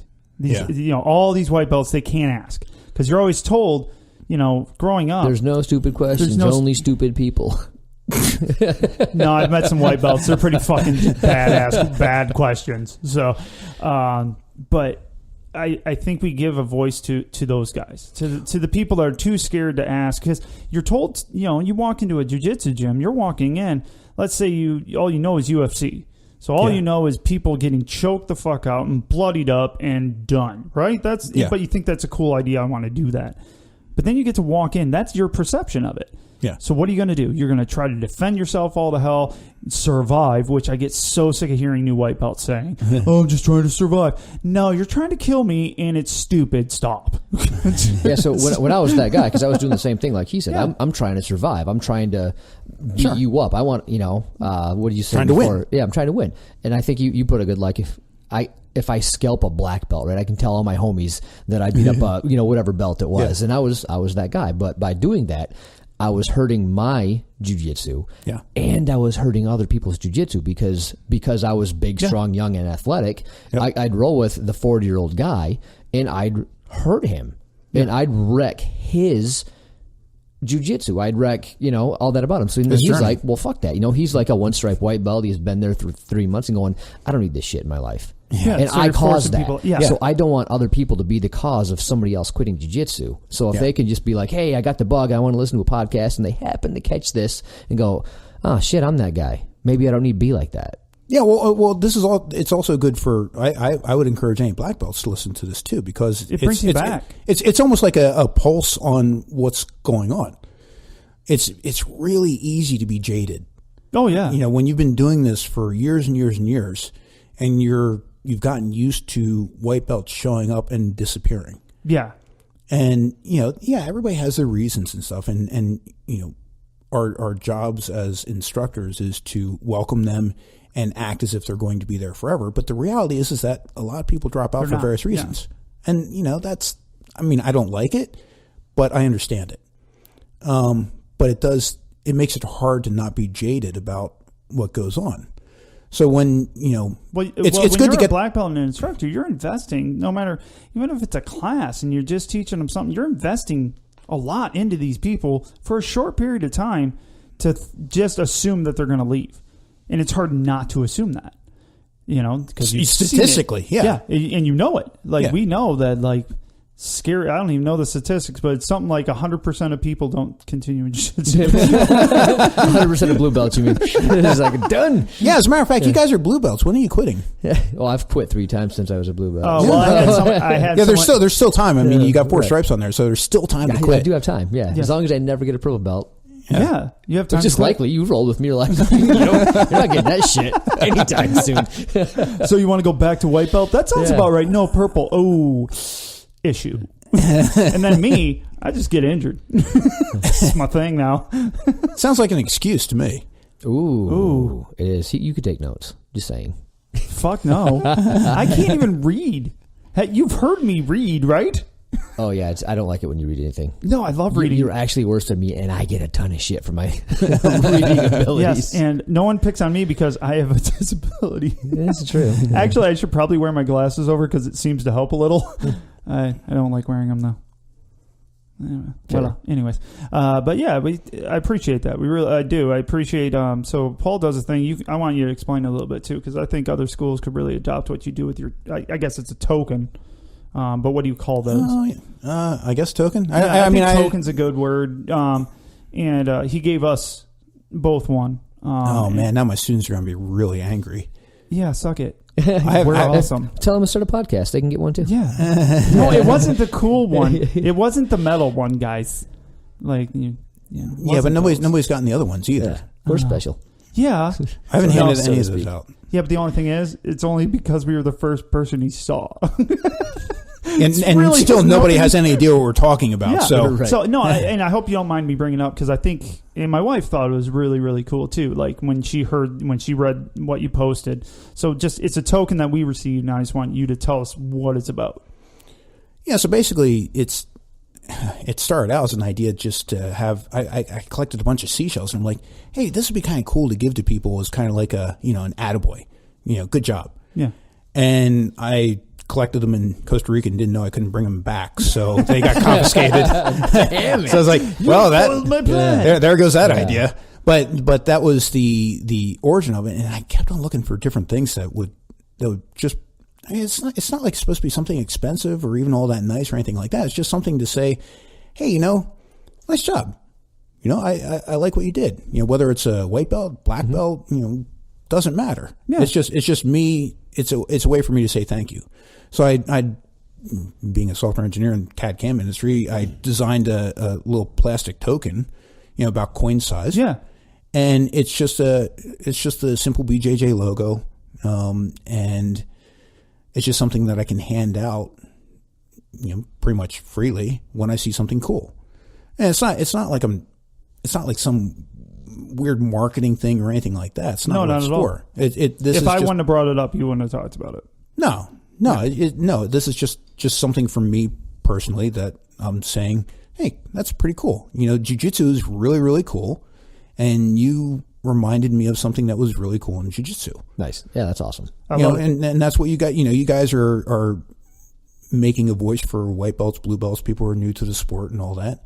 And that's so cool. That's why I gave you guys one, because you remind me of what's good about jiu-jitsu, what's good about the community. Not what's good about podcasting. We're shitheads, but we care. Yeah. We really do. We're shitheads with a warm, gooey center. Yeah, I want to submit you guys nonstop, but you did. Pretty sure you just stared at me earlier. I'm like, oh, my neck hurts. Did he submit me? Yeah. Fuck. Yeah. So anyway, black belt power. Yeah. So anyway, I carry a bunch of those with me. I'll pretty much always have them with me. So when I see something cool, I just hand one out. And I don't even care, if somebody took it and says like, okay, and throws it away, I'm not going to be offended. I don't care. It's like, when you say thank you and you're like, are you going to say you're welcome? Right. It's like, it's like, that's that'd be kind of like a jerk move, right? Yeah, a little bit. So it's like, if I hand this out, it's like, thank you for showing me something cool about jiu-jitsu. If you don't want to say you're welcome, I don't care. Right. Did you just give Croyler like a box? No. Thanks. No, he got one. Yeah. He got one, but he's had an enormous impact on you. Yeah, we've talked about that. Very cool. I don't think you should have him as a role model. He's a bit evil. He's a bit on the evil side. Yeah, that's kind of why I like him, because of the evilness. Yeah, the evilness is quite great. Yeah. It's cold. Like have you noticed when you walk up to him, it's cold? Well, yeah. But that part of that is that black belt. I mean, because by the time you get to black belt, you've gotten really used to making people super uncomfortable and not caring. It's fair. It is fair. It's like, I never thought about it that way. I'm like, oh yeah. It's like, look, there's this object that I get to manipulate. Oh, it's a human. Huh. Yeah, it's even better. Oh, it has feelings. Better. Oh, I get to demoralize it too? Yeah. Not just break it, but demoralize it. I can make him feel really bad about himself. It's just like science project. You ever see Princess Bride? Yes. Yeah. Tell me how that made you feel. Right. Where do I start? I'm crying on the inside. Thanks, Paul. Yeah. This is for science. So here's what being humbled feels like. Enjoy. Yeah, we enjoy being the shitheads that care. I was just the grappling dummies. Yeah, exactly. I was just glad when you told me that you can feel the same way that as a black belt that we do as a blue belt. That was really cool. Because that actually made me... And you explained it well. Yeah. Well, it's funny because I'll get demoralized, right? Because I've been doing this for a long time. And, at a 4-stripe blue belt, I feel like I should roll better than I do, I guess. Maybe I have false expectations. Yeah, I'm saying, all right. You walked into that, Touche, checkmate, all that. But, I can dominate certain people, right? I can establish my will on people, and I can feel really good about my jiu-jitsu, or I can roll with you and go, son of a bitch. Or I can roll with like a good purple belt and feel the same way. And I'm like, Jesus, I should be close to a purple belt, but a purple belt can still ruin my life. Yeah. And even some blue belts can kind of, have their day on me. I'm like, son of a bitch. So it's nice to know that as a black belt, you can go up against another black belt and have that same feeling that I do as a blue belt or somebody as a white belt or any belt. I'm like, oh, okay, I didn't know that happened anymore. Yeah, I know. I thought once the belt got on you, it's totally different. Yeah, bad news. It just keeps going. Son of a bitch. Yeah, unless you're a world champion or, a couple levels up on that black belt scale. I mean, the degrees have nothing to do with it. It's like, how much does a person know how much time they put on the mat? Right. That stuff makes a huge difference. And, I've had times where I've rolled with black belts that were like, I need to take it back a notch. This is not, if I do more than what I'm doing now, I'm just being a jerk. Okay. But I've also been really destroyed, like badly. Corler. Yeah, it's true. It's true. His style and the way he conducts. Oh, gee, it's not fair. It's not. Yeah, no, fair. I've rolled with a couple world champions, and yeah, they wrecked me, absolutely wrecked me, and Croyler absolutely wrecks me. I would have to train with Croyler for probably about a year before I would start finding a way to, I think, make some progress with him. He can wreck me slower. Well, he's a different beast. So yeah, I get that. But it's a very humbling thing. But again, it's very encouraging because why can't I get to that level? Right. If I work at it, why can't I get to that level? Other than the part where I'm approaching 50. Ah, you old man. Yeah, it makes a difference. It does make a difference, Yeah, but it doesn't mean my in my head though. I still got that. I feel like I'm 20 years old disease. Hence the car. Yeah, true. Oh, we went there already. Yeah. Already. You beat me. You beat me to it. Yeah, but I still am looking to refine things so I can get to that next level. I absolutely want to do that. I want to be able to impose my will on anybody who approaches. It's not necessarily realistic, but I'm trying to chase perfection. I know I can't reach it, but that's what I'm chasing. I'm never going to be a world champion, but if I improve myself as much as I can, that's also going to make it so I can improve others. Because I'll take the lesson. If I can take the lessons that I learned and communicate that to other people quicker than I was able to learn it, that's a really big win. It's more important to me to actually build other people up in their jiu-jitsu and try to get them to where I am faster than I got there. Yeah, that's the most cool fun. Yeah, Kip and I, we don't teach, clearly. We're not coaches, but we're encouragers. Yeah, sure. It's our way of, hey, here's the dumb shit we did. Yeah. Avoid that. We're not going to show you how to do techniques and stuff because, we're fucking blue belts. But just to get them over the hump of feeling bad about yourself, no, that like you said, it doesn't stop. And I needed that from somebody like you. No. As a black belt, I still get demoralized the same way you do. It doesn't stop. I'm like, oh, okay, but you're still having fun. You're still enjoying helping people on their progress and their, Yeah, journeys. I'm still making mistakes. I tell people I make just as many mistakes as my blue belts do. It's just that they're smaller mistakes. That makes sense. Yeah. My mistakes are, my timing wasn't quite right, or my weight distribution wasn't quite right. Position wasn't quite where it needed to be. And I can see those mistakes, and anybody looking, even if I'm successful at the technique, I may not have actually accomplished my goal. So, you're just going to make mistakes all the time. I don't know how you couldn't. Yeah. You unless you go in and are able to, in 30 seconds, execute everything that you want to do, and the other person can't do anything that they want to do, which would basically be perfect jiu-jitsu. If you can't do that, then by definition you're making mistakes. Yeah. And that's okay. You just want to reduce the scale of your mistakes. Yeah, that makes sense. I'm struggling with that. My mistakes are so large. You got big mistakes. Big mistakes. Yeah. Most of them are my choices in life. We've gone way too deep. Right. Abort. You got more? You got No, more over that's this guy? that's. I know something I want to talk about. I was going to say I want to ask him what he wants to talk about since he's on the show. If he wants to, so you got. I don't give a shit what he wants to you talk about his car. No, I like his car. What about what I brought you guys? I know that's what I was going to bring up. Yeah. Oh, do it. What? You're the one that felt. Well, both of us did. Oh, so here's a funny story. So I got this. I want to talk about the shirt first. No. So you had some shirts made, and it's Grappling Bads. Yeah. And it's like Breaking Bad style. It's it's freaking wonderful. So I went to my dad's shop, to clean up my wife's car with her and stuff like that, and I had the shirt on. He goes, "Grappling Bads? What the hell happened there?" It's a new show for guard pullers. Yeah. Oh, well played. It was not a mistake. Sadly, it's accurate. But the whiskey though. Oh my gosh. Oh, you got to give your buddy a big old kiss for us because that was fantastic. I'm not giving him a kiss. You need to do that. You for have that, to. you need to. You're not going to give him a kiss for that whiskey? How dare you?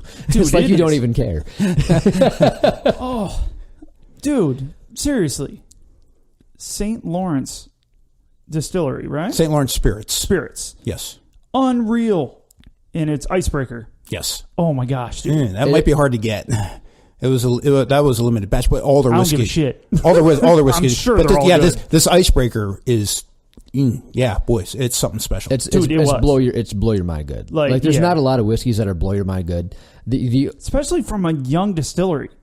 You know what I mean? Yeah. Well, you said it. You said it was a mistake too. Like it was fuck. That's how it started. It's just kind of like that was a really happy accident. Best accident I've ever tasted. Well, yeah. One of my white belts made that mistake. Nice. Yeah. You promoted him, right? Like you gave him his blue belt just for that. No. If you haven't, you should at least give him a fucking token. Yeah, that fucker needs a token. For the whiskey. Yeah, for the whiskey. For the whiskey. Not his game. I could give a shit less about his Jiu Jitsu. That whiskey makes my life better. Dude, it was so he needs that. I'm actually pissed because we had to wait that long to get it because it just stopped its trip at Croyler's place. It's like, damn it. Croyler. That was so funny too. I mean, Was because it? yeah, it was for me because it annoyed you guys so badly. Oh yeah, and like I saw this brewing flame war between you guys, and I'm like, I'm not putting this one out. I mean, it's way too much fun to watch. I'm sure. Yeah, it's good. You just gotta fan the flame every now and then. Yeah. Hey, you guys I remember could that? totally fix this, but I'm not gonna. Hey, Croyler, did you finish that whiskey yet that I brought down to the Grappling Dash? I didn't make it there. Super. But it is good. And Billy? Yes. Is your what? And yeah, dude, thank you. Honestly, that is some good shit. Yeah. He did a really, as a group, between him, putting together stuff and Ben screwing it up, but not really. Yeah. But not really. Yeah. So what did he do? He mixed two batches that weren't supposed to be mixed. Was that right? I guess he was transferring something, and it was supposed to go into one container, and it went into another one that already had something in it, and stuff got mixed that wasn't supposed to be mixed. Gotcha. And it was potentially a really costly mistake. Oh yeah. But I mean, look, if you're going to have a mistake like that, rather than just dump it, why not taste it? Yeah. Yeah. And it turned out that it was delicious. Wow, this is really cool. And I tasted it out of the barrel. Oh, it was amazing, absolutely amazing. I mean, it was a little bit better than what you guys had. Okay, no kidding. Yeah, straight out of the barrel. Yeah. I mean, it was a little higher alcohol content. Okay, but I mean, it's like I could have. Oh yeah, when it's barrel proof, then it's hot. Yeah, and hot. But it was so good, and I it was like it took me like 30 seconds to stop just smelling it. Yeah, I kept smelling it. You'll notice that me and Kim just had it like under our nose going, holy shit, man. So good. And the color on it, it's incredible. Like, it's a beautiful color. Yeah. How many people do you think are pissed right now? I don't give a shit. What the fuck, man? Like, this is our dream. Can you talk about arm bars, motherfuckers? No, this is why we got a podcast with free whiskey. Right? Yeah.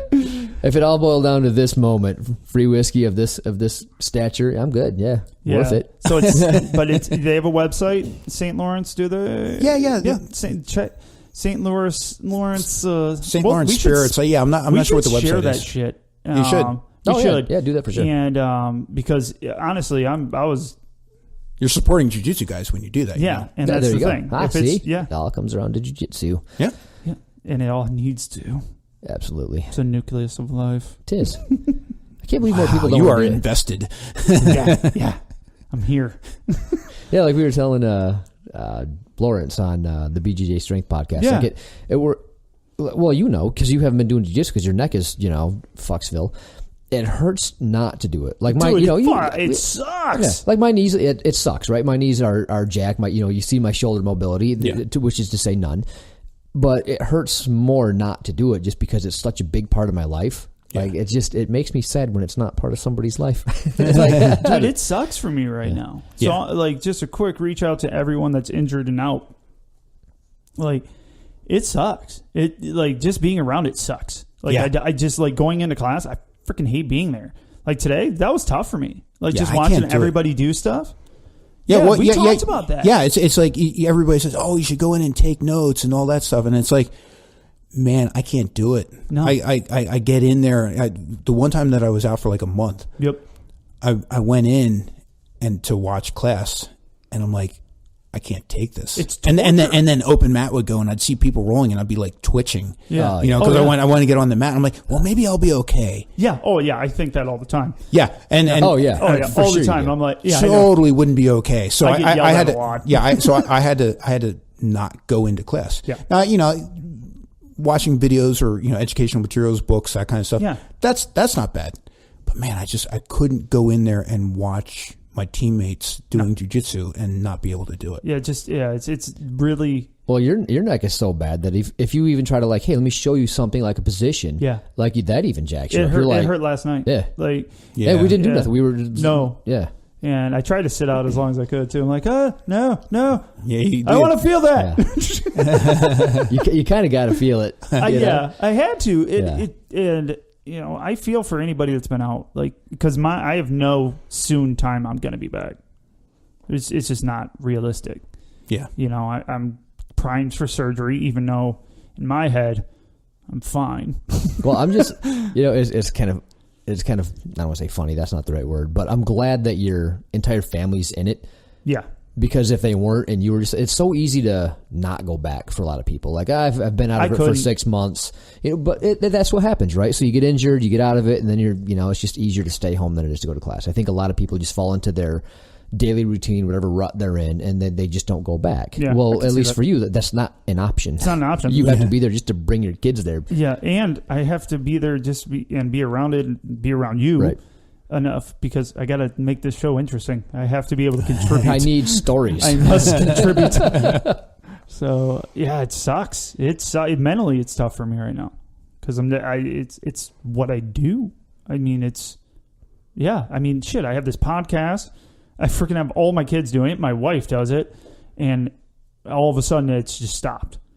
So yeah, and I hear stuff like that. It's one of the things I point out to my students is why it's so important not to injure anybody, because if this is something that somebody needs to bring balance to their life and you take them out because you wrecked their ACL or something, it's like, man, that seems unforgivable to me to take somebody. I mean, accidents happen. I understand that. Accidents happen, but what you're talking about isn't an accident. It's how you roll. Yeah. And when you're careless. And people should actually rewind that and listen to it on slow motion again and again, because people need this to bring balance to their lives. I do. And yes. Yeah. And that's me, that's you, that's a lot of people. My anxiety's come back. And if you since I've been out. And if you roll with people like I used to, and you take that away from, like you said, that's almost unforgivable. And that's why I'm out currently. That sucks. It's hard to be not bitter about that. Yeah, it's really hard. Really hard for me. So, but I think people, as to Kip's point earlier, it's a lack of understanding. They watched the UFC, they were into wrestling, and that's what it's about to them. Yeah, they need to know that that's not in fact what it's about, and you could be doing so much harm to somebody's entire life. Yeah, and guess what? You can do it to yourself too, right? If you don't train the way that you should, if you say, I'm going to wait until I can't stand this anymore, I'm not tapping. Yep. You're going to take yourself out. I mean, when I went out for about a month, it was because I let my elbow get hyperextended like 15 times in a row. Yeah. and that took me out. And it's like, that's pretty stupid. I wasn't going to get out of those arm bars, and just toughing it out that little bit longer, all it did was end up damaging me. And being out even longer. Yeah, exactly. I mean, it could have been a little bit tweaked, and, in a couple of days it would have been okay. Yeah. But no, because I had to be a tough guy and not tap and try to prove how tough I was just harming myself. Well, yeah, and that's where, like, from this is where I got my, is winning is not learning. Yeah. Especially when you're a white and a blue belt. Winning is not learning. So think about that when you come in and you want to survive, as everyone frickin' says. Yeah. You're not learning. By trying to win, you're not learning. And I like what you said about you're a black belt, and he goes, I have no problem submitting to a white belt. Fuck no. If I let them get this far in a submission and they do everything right, I'm going to let them get it. They're going to get the tap. Like, you don't have to go and beat up everybody just because you have to defend your belt. Yeah. Which he could if he wanted to. We've all rolled with Paul. Yeah. Paul could smush anybody below us if he wanted to, because he knows what to not give them. Right. But if there are people that are working on it and they're working on you and you're like, wow, this is all things, especially your students, wow, these are all things I told you how to do, and you're doing them correctly? Yeah. Yeah. You're Why training, would I stop you from doing that? Yeah, you're training your students to make them better, not yourself better. Coreller's the same way, though. Correller would tap to a white belt. I guarantee he would. I don't see anyone getting there, but okay.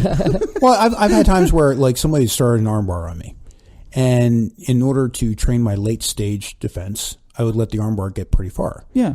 And so by exploring the bounds of what was possible, you hand a blue belt an armbar position, they should be able to finish it. Yeah, I turned out I couldn't today. And how you escaped is like, I've never seen that before. That was fucking awesome. I didn't know what the hell was going on. clapping. I'm like, I literally, I think I've seen that in somewhere before, but it never in all my years of training. The sweetest rollout I've ever seen from an arm. Anybody ever done that? I'm like, son of a bitch. It was awesome. It was awesome. But I would never know that kind of stuff if I never let myself get put into late stage situations. Right. Yeah, because clearly you let me get that position that far, like almost finishing an armbar. Yeah. And then you're like, well, here's something really cool. Watch this. Yeah. And it was. I was cheering. Yeah, it was neat. I was you just wanted to see him, screw up and fail. Yeah, that's why you were cheering. I don't have to cheer for that. That just happened. Right. That's my life. And he's helped me get better.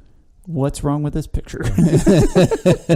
It's the attitude that I bring. It's like you want to see me fail. It's just like I'm like the Conor McGregor, right? Just like kind of want to see him get knocked out. And I'm not going to miss it if he fights. Oh man, do you have anything else you want to pull? Advice for black belts, because we don't often we can't give black belts advice. But sure, I can. We have another. Well, we can. What shirt to wear? Maybe. Like if somebody's a black belt, they don't, they have a school, they're coaching. Do you have any like, hey, this might help. This might help your students. Yeah, I don't know. I mean, I guess it comes back to if you want to create it's not like I've created any black belts, so there's a limit to how much advice I can give, honestly. But what I do know is that the fat portion of the curve, right? If we want to elevate the level of the room, we don't focus on the top 10% or even the bottom 10%, right? The top 10% are going to excel no matter what we do. Yep. Yeah, that's true. Yeah. They're just sponges and they're going to excel. The bottom 10%, there's a real good chance they're going to disappear. Yeah. Or they're hopeless. I mean, I would hope not, but chances are they're going to go away. Yes. The fat portion of the curve, all those white belts and those blue belts that you see in the room, if you can find a way to elevate all of them at the same time, you're going to end up with a much higher quality training environment than if you focus on the stars. Yeah. Yeah, that's awesome. That makes a lot of sense. That makes a lot of sense. So you got great advice. What are you talking about? Yeah. Black belt just had a light bulb popped in his head.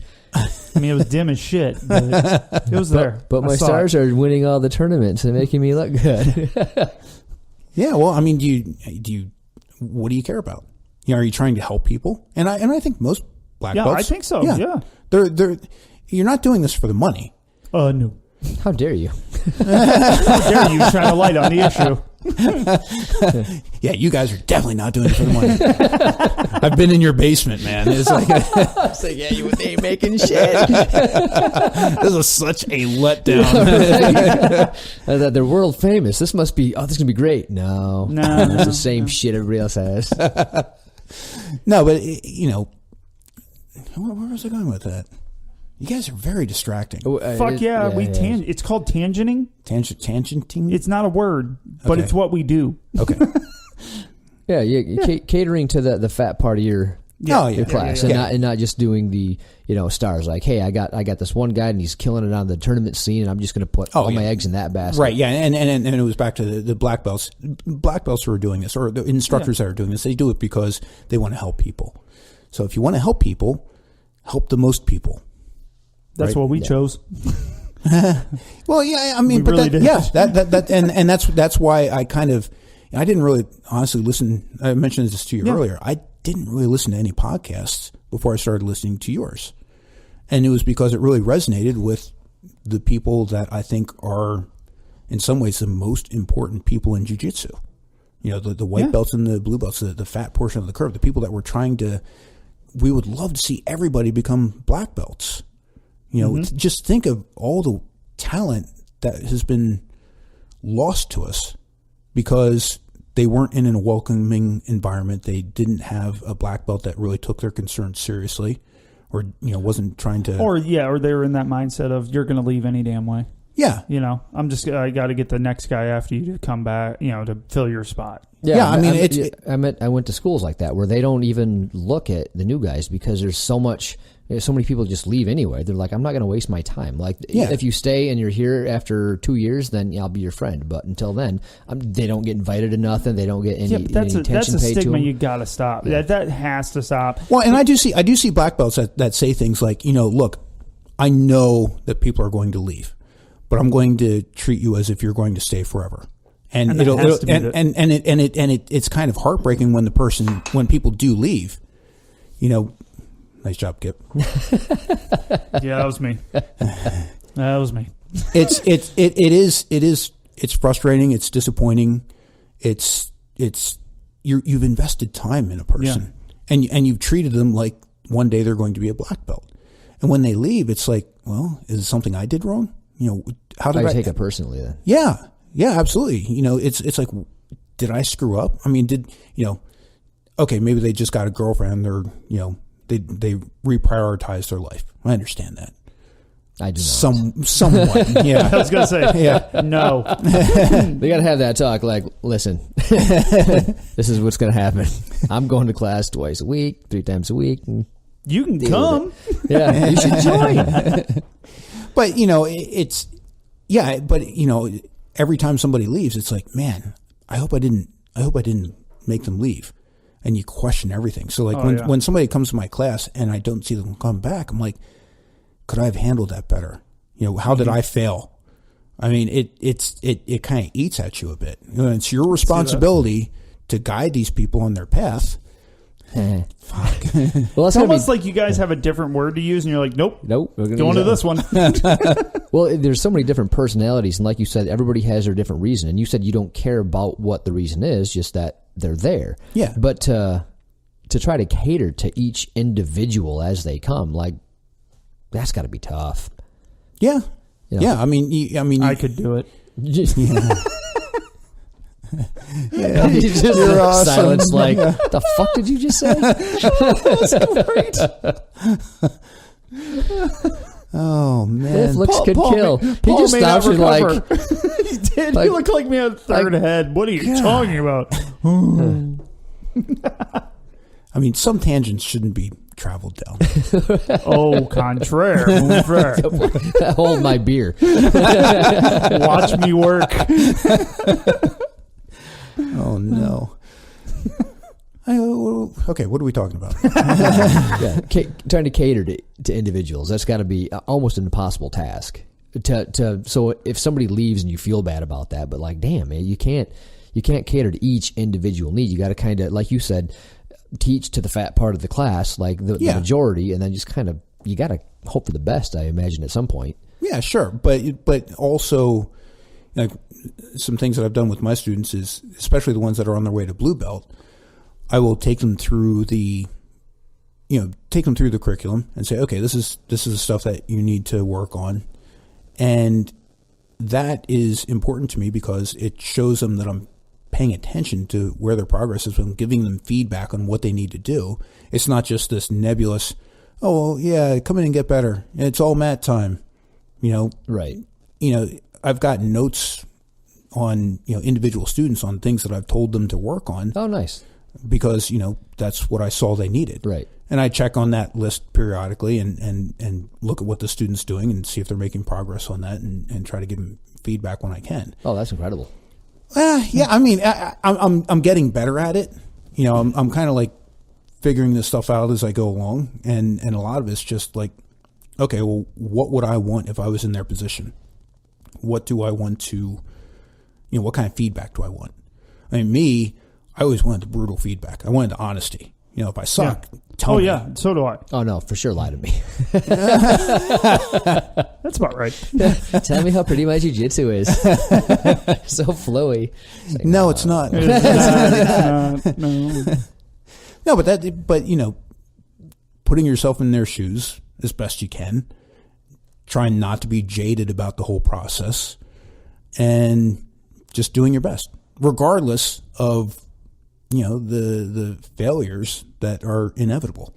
It sucks. I want to see everybody train jiu-jitsu, but the reality is that not everybody is going to be mentally cut out for it for one reason or another. Yeah. What did Carla say? Jiu-jitsu is for everybody, but not everybody is for jiu-jitsu. Yeah. It's like, that makes sense. I get that. Mm-hmm. Yeah, it's like everybody is capable of doing jiu-jitsu. You could be missing an arm or a leg. You can still do jiu-jitsu. Mm-hmm. But it's the mental space. It's your priorities. If you have other things in your life that are a bigger priority, then maybe jiu-jitsu takes a back seat, or maybe just, it's not there at all. I mean, one time I was training like 4 days a week, and it got to be too hard on my family. So I scaled it back to 3 days a week. Your family, your job, those things are more important than jiu-jitsu. You can love jiu-jitsu as much as you want, but unless Blasphemy. You're right. Well, unless you're, if you are a professional in jiu-jitsu, then jiu-jitsu is your life. Yeah, but nothing wrong with that. Anybody else? Yeah, it's like your family and your job. Yeah, if you're important. Yeah, we get that. Like, I work a ton of hours, and we do a podcast, and jiu-jitsu twice a week is about it. Like, if I can make it on a Sunday, if I'm not working on the weekends, then I'll do that. I'll go in the morning. But anything more than that, it's a strain on the family. My kids don't get to see me a whole lot as it is, They don't really like you, so this is true. They're like, they're all about mom. They really are. It's fine. Sorry, Paul. Yeah, what are you gonna do? I love them anyway. But I mean, that's you've got to prioritize things correctly, and I won't blame anybody for prioritizing things however they choose. And if jiu-jitsu doesn't rank on that scale, it's like, all right, cool, But if they can come in once a week, all right, cool, man. We'll work with that. You're not going to make stellar progress. Yeah. I like your attitude on that, because a lot of people are saying you're wasting your time if you don't come in more than 3 days a week. Yeah, I've been told that, not by Chad. I forget who said that to me, but I'm like, I don't even think they go to the gym anymore. But that was an article. There was an article too. Yeah. It was. You're wasting your time going 2 to 3 times a week, and it was saying yes, you are. Huh? That's kind of bizarre. I mean, because my personal view is, if you're training 3 times a week, you should be making progress, right? If you're training 2 times a week, you're going to make progress, but it's going to take a while. Yeah. But you can still definitely do it. 1 time a week is like enough to keep from getting rusty, but I wouldn't expect to be making any breakthroughs in jiu-jitsu. Yeah, that makes sense. But if that's what you can do, that's what you can do. Mm-hmm. And it's better to not get rusty than to not go at all and lose it, because you will lose the jiu-jitsu. I've seen it in my own kids.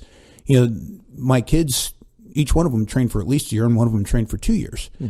And now, years later, I mean, they can sort of kind of do a rear naked choke, but that's about it. I wouldn't expect them to be able to do anything from guard or sweeps or any of the things that they were capable of doing before. Yeah. It's a perishable skill. Yeah, it's funny because when I would get out of it, I get out of it for months or over a year at a time, and I'd come in, and it's funny because in my mind I'm like, I can do jiu-jitsu. I've done this before. I can jump right back in, and it's like, no, it's not. FYI, it takes a long time. Looking forward to coming back after all this, dude. It takes a minute. Really, it does, and it's disheartening too, because the guys that you could easily manhandle, and you're like, hey, I'm better than these segment, right? You're not anymore. It's like they pass you by, and they do it relatively quickly, and it's like shit. You got to. Thanks for making me feel better, guys. Well, no, good looking out. The next segment is you got. It doesn't matter though. No, it doesn't. It doesn't really matter. You got to let that shit go. I don't care. I just want to be doing it, whatever that means. I just want to be in it. Can't. It's gonna be a while. You'll still always be better than Austin. So I don't know, man. Come on, you're supposed to jump on that bandwagon with me. Don't ruin it. Bust his balls. It's more fun that way. Yeah, not gonna do it. Oh. Well, I tried to sick Paul on him. He was like half-ass nice to Austin. I'm like, what the fuck? I green light you. You're like, oh, that's cute. No. Yeah, I mean, he's just too nice, isn't he? That's the problem. Green lighting sounds like a lot of fun, and I don't mind causing people some misery. But I mean, Croyler literally wants me to kill the two of you. Yeah. That's appropriate. I don't see what your issue is. You see what we do to his pro tips, right? Yeah. You murder that stuff, so yeah. It's not like we don't have it coming. It's just that please don't. Yeah, don't. I mean, we have families. You stayed at my house. Yeah, also, thank you for not killing me today. Like, you wrecked me appropriately. Like, yeah, okay, I get it. No, this was previously recorded. You're still going to die. Oh, but it's after nightfall, so you're screwed. He gave Paul a timeline. There can only be one Paul by sunset. Right. Yeah, shit. We all know which one it's going to be. At least you tried. Were you at least demoralized? I was. Okay. Yeah. I felt horrible about my entire career in jiu-jitsu. I'm like, wow, it just means nothing. Okay. I can work with that. Yeah, I liked it. Yeah. It felt good in an awful, horrible way. Good. Yeah. Good. You did well. Right. Yeah. Just right. Well played. Well played. Fair enough. I'm crying over here. Yeah, you didn't get to roll it. I'll suck it. I need a moment to myself. It's really hard to do on a podcast. Oh, man. But yeah, Paul, I just want to thank you for the time that you spent with us last night and also with all the white belts and the blue belts today. Oh, it was my pleasure. Everybody really enjoyed it. That was great. Like I said, they kept coming up to me, thanking me for what I did, which was nothing. So you're welcome. You housed the black belt. Yes. It's a big deal. I housed the black belt. And he wanted to come see me. Ish. Well, good. I'm glad it came. Could have been him, Paul. It may not have been you. You're not staying at Paul's house. Ooh, good point. Yeah. Hey, I got a great futon. You have right the there. most uncomfortable futon, but right over there. But this floor is so comfortable, though. You got to admit that it's nice carpet. It's not nice easy carpet. to roll on. No, but it's nice. Yeah, I think I took some skin off my elbow. Yeah, I got a little rash too. Yeah, that little move I showed you about driving the elbow up over top. Yeah, I saw you guys doing it. I'm like, that's gotta hurt a little. It did a little bit. Yeah. You guys were dedicated to it, though. So I had to figure it out. More power to you. Yeah. I'm glad I finally figured it out because I was doing it all wrong. Yeah. It's about right. That's muscle game. That's game level. Yeah, weird how that works, huh? So, but yeah, definitely check out Simple BJJ. Yeah, please do. Yeah, it's amazing. I read it. It should tell everyone something. I've actually read a bunch of the stuff. Oh yeah, we're gonna read more on the show too. Oh yeah, if for no other reason to bust your balls. Yeah. Okay, but it'll be right. We might. We're just gonna look for the shit that we're like, nope. Yeah, we don't agree with this at all. And even if we do, we'll lie. Yeah. And I don't mind if anybody wants to send me email or friend me on Facebook. If you friend me on Facebook, you got to have a gi on, bitches. Yeah, you pretty much you got to have a gi on. He literally did that. Robert sent him one, and he goes, "I'll approve this." He has a gi in the picture. Like good. Well, then good. you got a gi. You're a good person. Yeah, that's how it goes. Yeah. So, but if anybody wants to send me email or like if you guys want me to write about something, I might. It's like when I put stuff up on the website. Did you catch that? I might. Well, I don't look. I don't force anything on what I write. If the spirit hits him, so we're going to be like, hey, do you want to write something? Yeah, my spirit says fuck you. Depends on the subject. We'll see. Oh man. Yeah, but I will always answer questions the best I can. Nice. And it may be maybe I'll ask somebody else that knows more than me. Because if you ask me about the ins and outs of spider guard, I'm not your source for that. If you want to ask me about fundamentals or concepts of jiu-jitsu, stuff like that, which is kind of hard to ask questions on, but I'll do what I can when it makes sense. Yeah, it makes sense to me. I like hearing from people. It's like I told everybody at the academy there. It's like, hey, if you have any questions on anything that I showed, or if you have any questions on anything that I've written, by all means, get a hold of me. It makes you feel good too. It's like when we get emails, like from Megan Maserati. Maserati! It's just like, oh, holy shit! Like, it's nice to know that people give a shit about what you're saying and reach out and care. It's fun. So yeah, for sure. If you have any questions, you have a good Paul. Message. We're just two fucking idiots. Yeah. We get all kinds of emails. But for sure, reach out to Paul. And if there's a time that let's say you forget Simple BJJ or something, you can just let us know. We'll get it over to him. Any questions you guys have, let us know. We'll pass them on to Croiler. And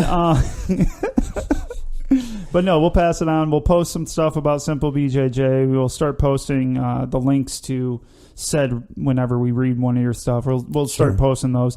I think Paul's message needs to be a lot more widespread. And Paul obviously doesn't know how to do that, so we'll do it for you. You should start a podcast. Thanks, bro. guys. You'll be famous and rich in no time. Just like not us. Nope. Nope.